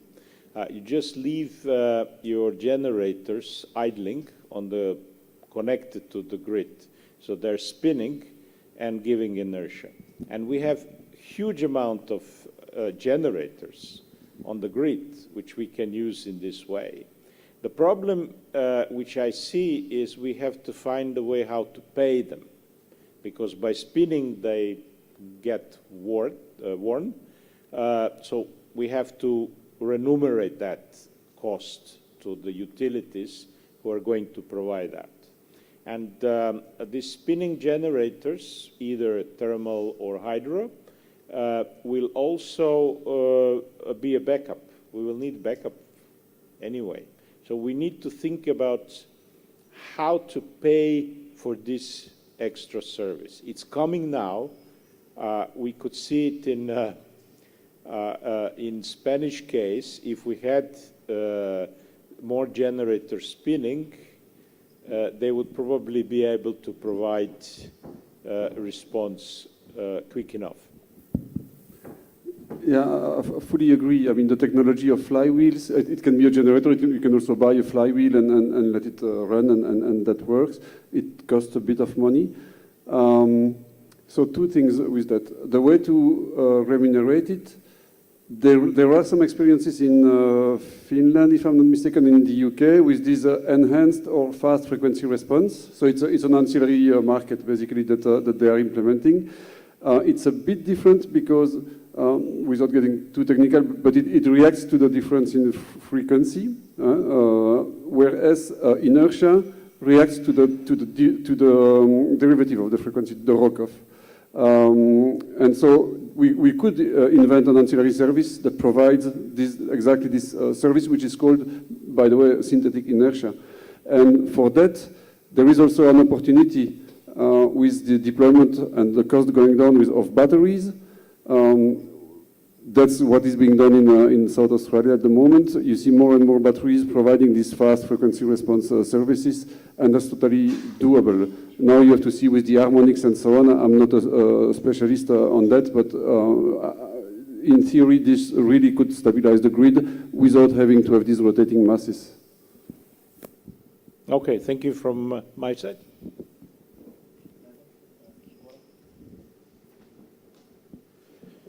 Goran Krajic, University of Zagreb. So I would like just to take some of the Neven words that he said, and I like that so much. It's a solar revolution. So maybe this is a way how we to proceed. But going even back to his words, I would like to go a little bit back to the history. And I was a student like more than 25 years ago on university where Neven was teaching. And then one professor that was teaching certain technology said that wind is only poet thing, that it will never produce the energy. But hopefully at that time we also had the professors that were thinking differently and proposing different systems. And since then, going back to the revolution, we are in transition. And transition is slow. So I would like to ask Sylvian and Salmon, maybe we don't need the energy transition in Africa. We need energy revolution, you know. And as you said, maybe you need to show that different energy system is possible, going from microgrids. Maybe we don't need these grids big enough, or etc. So can we do it like in different way, you know, like making it fast now, revolution. And as Yasin said here, they're starting to build factories that will produce batteries, that will produce electric vehicles, that will produce the even the blades for the wind turbines, if I'm right, that you have offered to build huge factories that could produce blades for wind turbines, offshore wind turbines. So which means that this Mediterranean Sea could also be a part of the solution that it is always was to share the energy thing. So could we do it a different way in Africa, and maybe Africa can show us that we were wrong, and here let's start a new system from scratch. So I have the mic, so I will quickly comment on that, but then I will pass over to the others. I actually don't think it is necessarily slow. It can be exponential. Look at the PV additions in China. It's more than 300 gigawatts per year, so completely crazy. Usually our models think a bit linearly, but the reality is more the S-curve. And that's really, at the beginning at least, it's really exponential. So I don't think it is necessarily slow, especially when the technologies that are available are now the most cost-effective. Electrification is the least cost way. PV generation, wind generation is now cheaper in 95% of the countries in the world. So just let the market forces do their job, and it will happen, and I think it will happen fast. What needs to be done, I think, is to get rid of fossil fuel subsidies. Morocco is doing a good job. In 2014, I think they had this plan to stop with fossil fuel subsidies, but Algeria, for example, is still subsidizing more than 10% of GDP for fossil fuels. So this really slows down. But I think it can really be fast and efficient.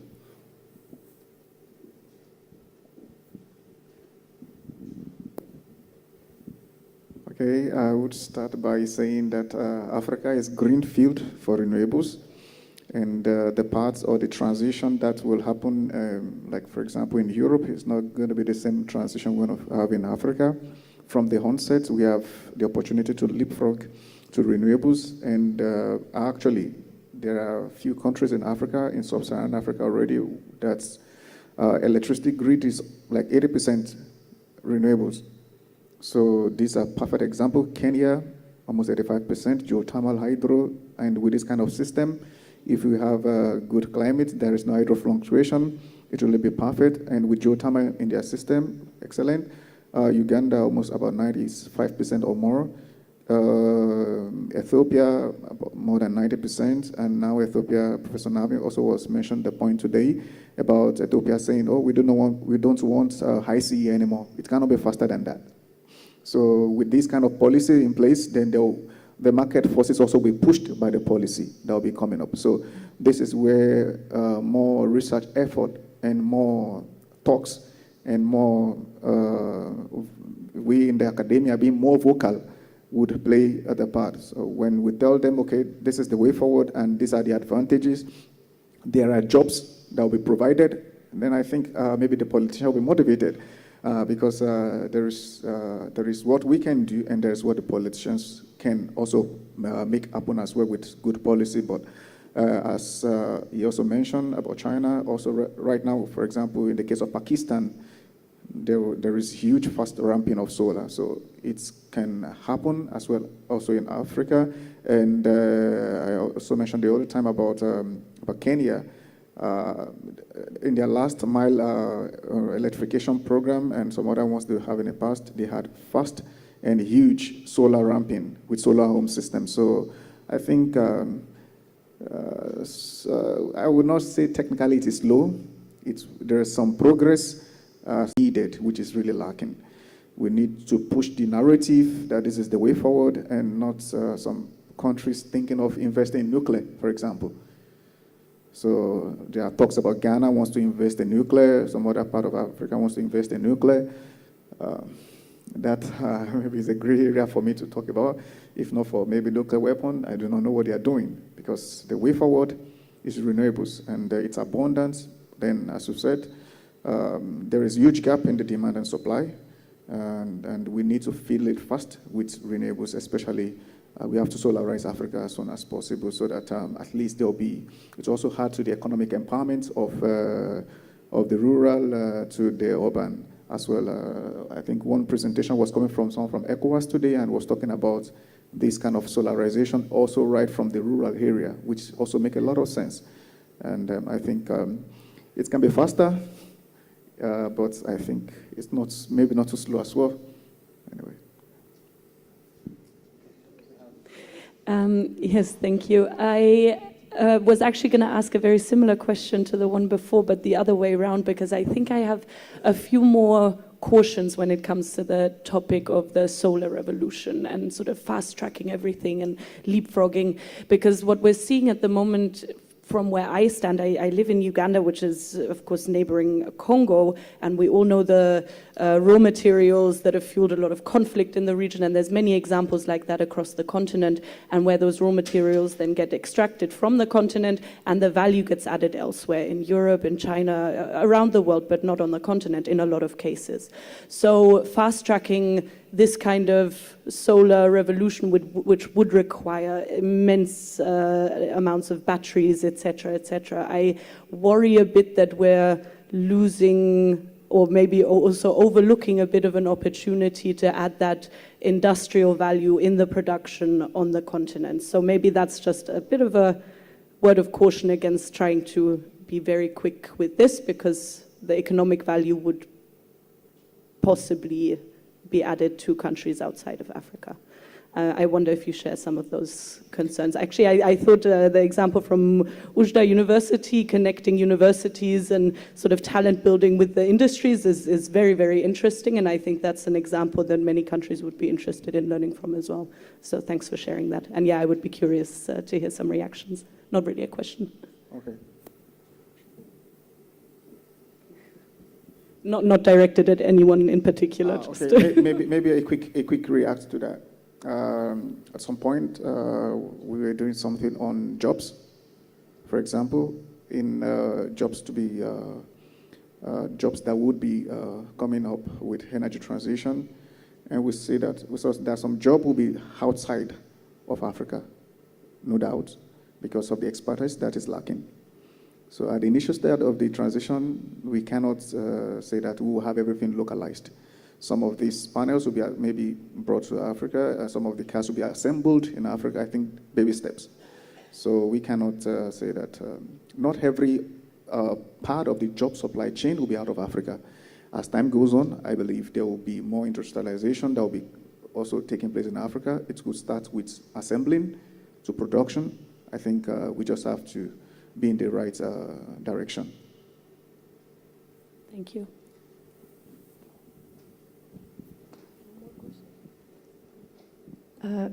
I like this revolution, and I think you mentioned gazelles. You mentioned something with energy gazelles.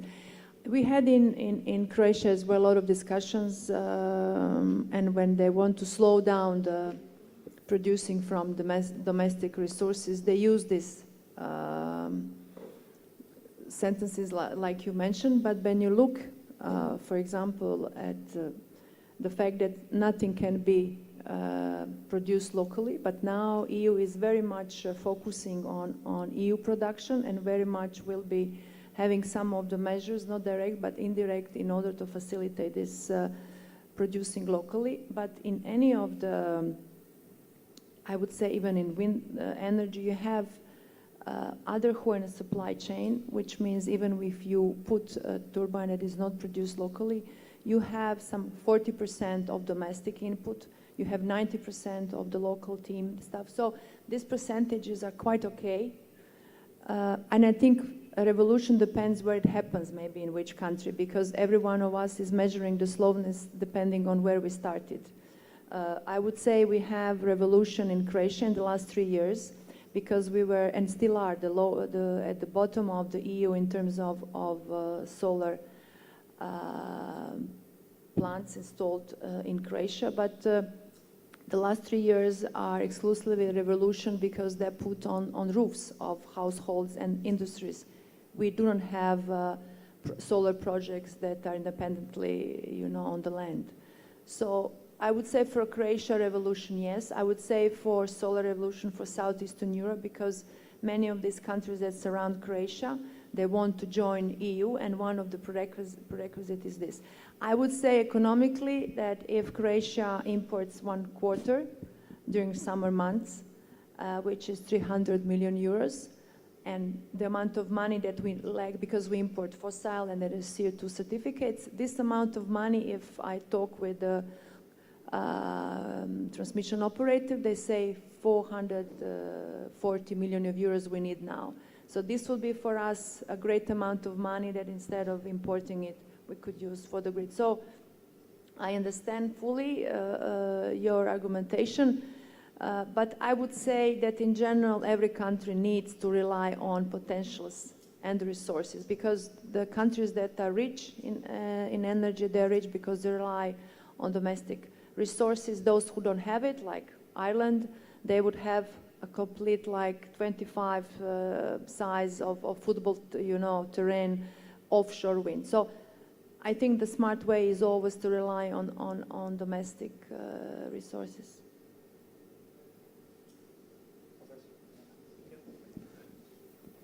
Yeah, thank you. I am Professor Hussein Bouchou from Ibn Zawr University, Agadir, Morocco. Yeah, my question is it's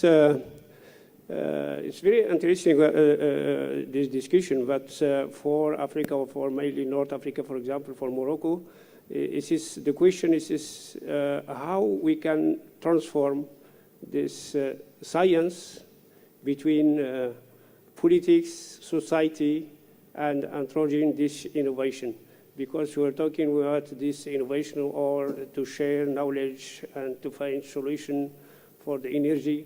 But for example, we have to explain for the population, for the society, why we need energy, why this effort to produce the lowest price for energy. And this is, for example, if you talk for Moroccan people and you say this nexus energy, water, and environment system, they can automatically or immediately talk about energy, water, and food security.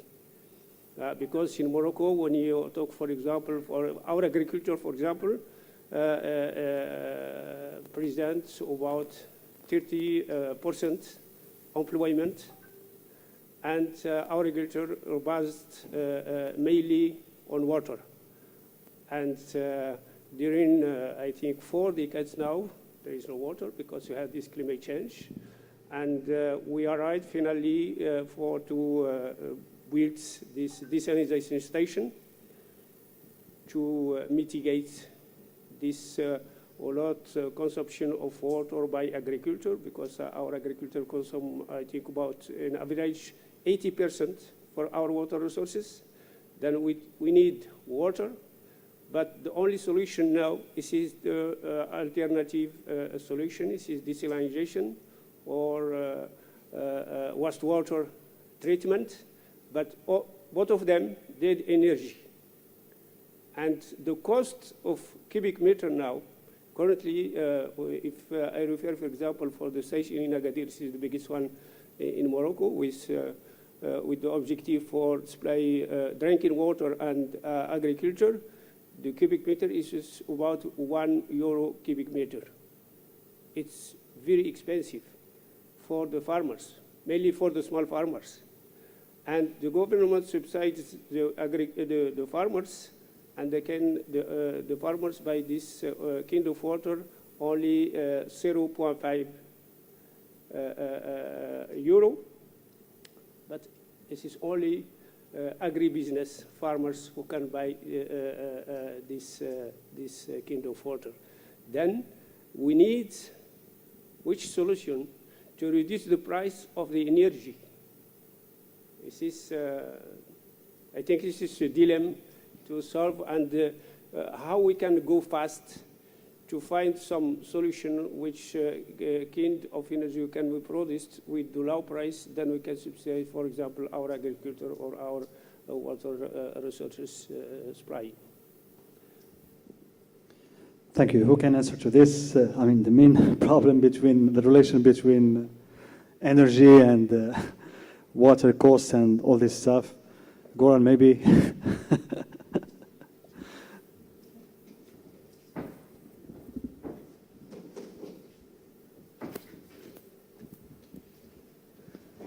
Okay, so I will address this issue on water, energy, food nexus, which is now quite an interesting topic for the researchers, but also I think for the Africa. And Neven showed today that from your group coming the interesting results by combining desalination and tree growing, and I think there are many agricultural cultures that can be grown fast and that can be utilized for many purposes.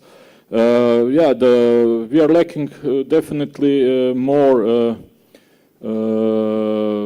let's say, commercialized solutions. Yeah, so we invest also in Europe a lot of money in research, and with publications now, and I think we are the among first one in the world, maybe compared to size of the continent, population, etc. But in terms of commercialization of the science and these solutions, we are not so good. So we also, this is a way where this continent can go, because we know that the microfinancing and startups, etc., are quite developed in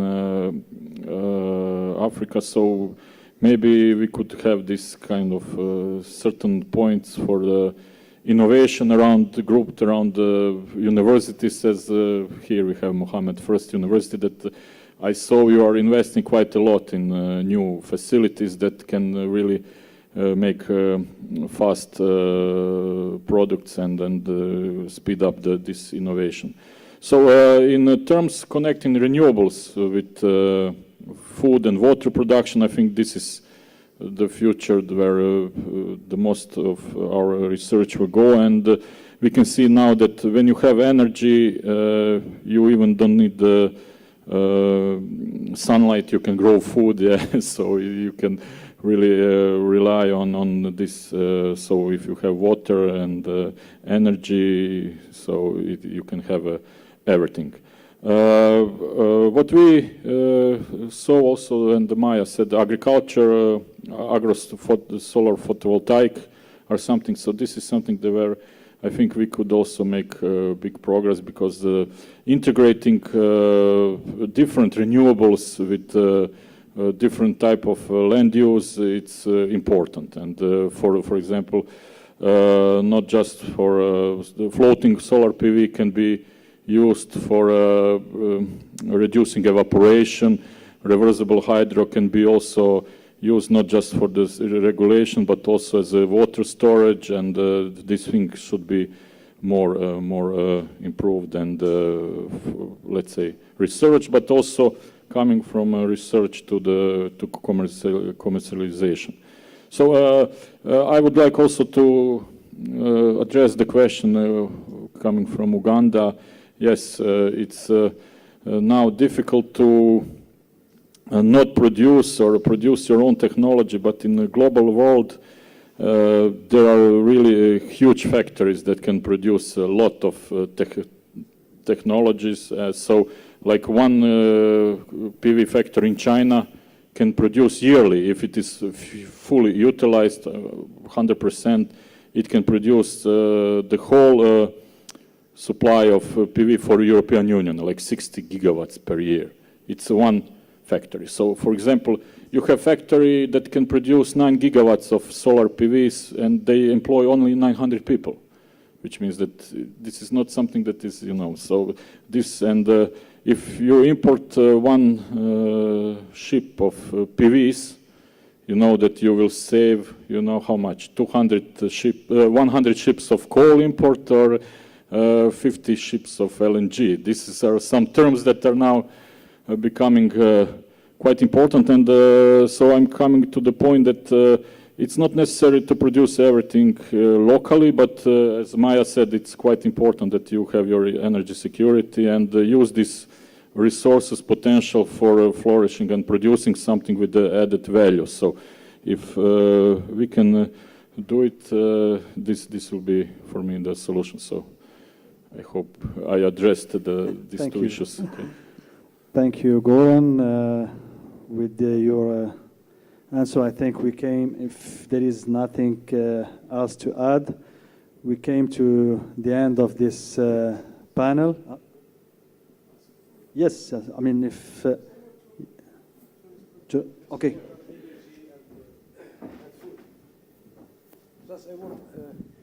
I want to add that I think, in my point of view, that water is the key element for all economical development, because water, we find it in all the production line. For renewable energy, if we want to produce PV, we need water. If we want to produce turbine, we need water. It means that water, we find it everywhere, in all sectors, in agriculture, in health, link between water and women, link between water and economic, link between water and energy. It means water is the key element. And if we search in what is the sector, we can think about what is linked to the vertical water. Vertical water, that's why everything water is inside. And then we pass to energy.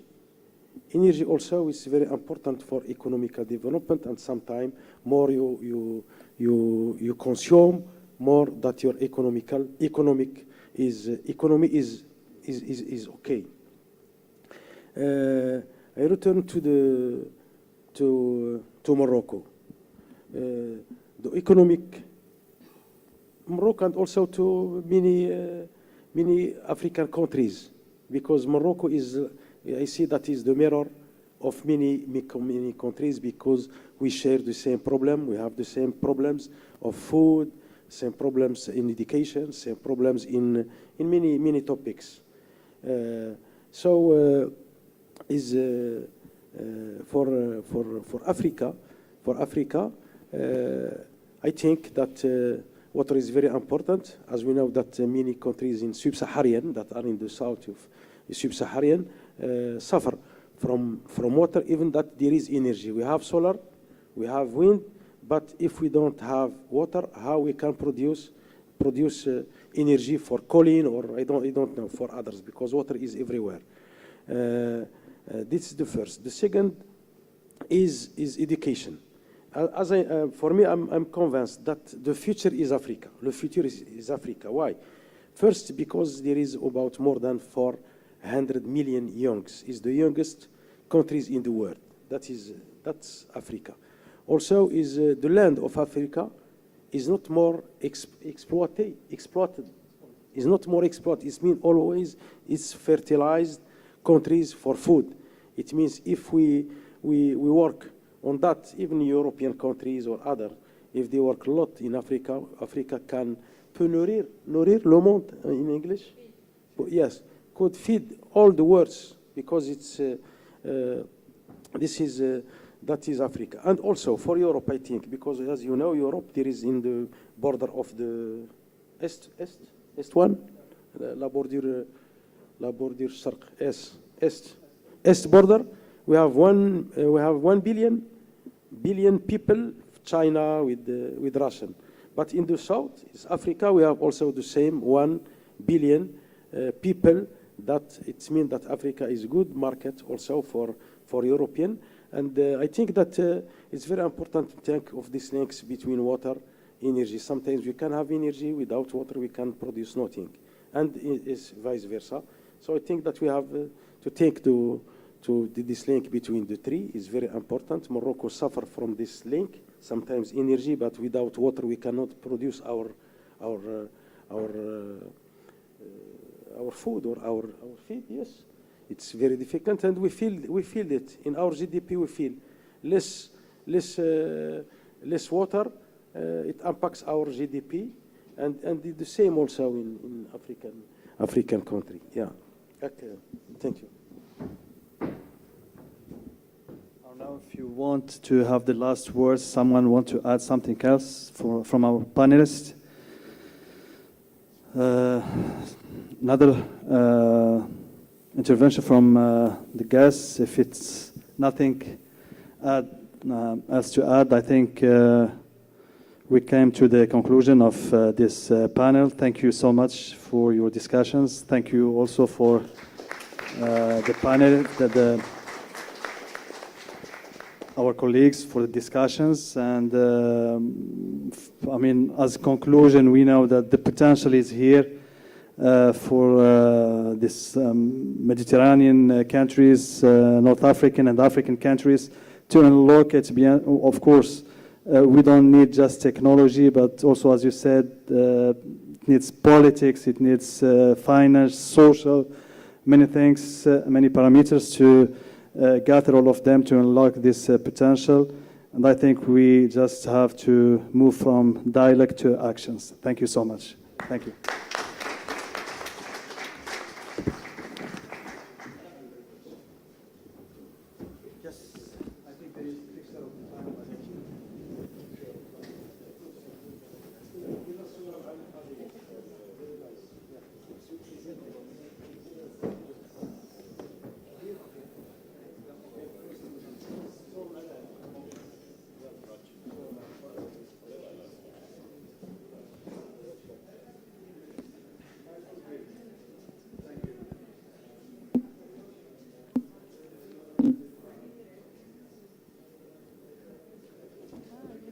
Mistake. It's at 7. The conference was still on. I was asking if someone could take my place. Oh my God! So yeah. But we were talking now after the panel. Okay. Is it okay? Yeah. Yes, I'm going to change. I can't go with Okay, we can change it. We'll wait. Okay. Over there, so That's yeah. perfect. That's Sorry, perfect. my mistake.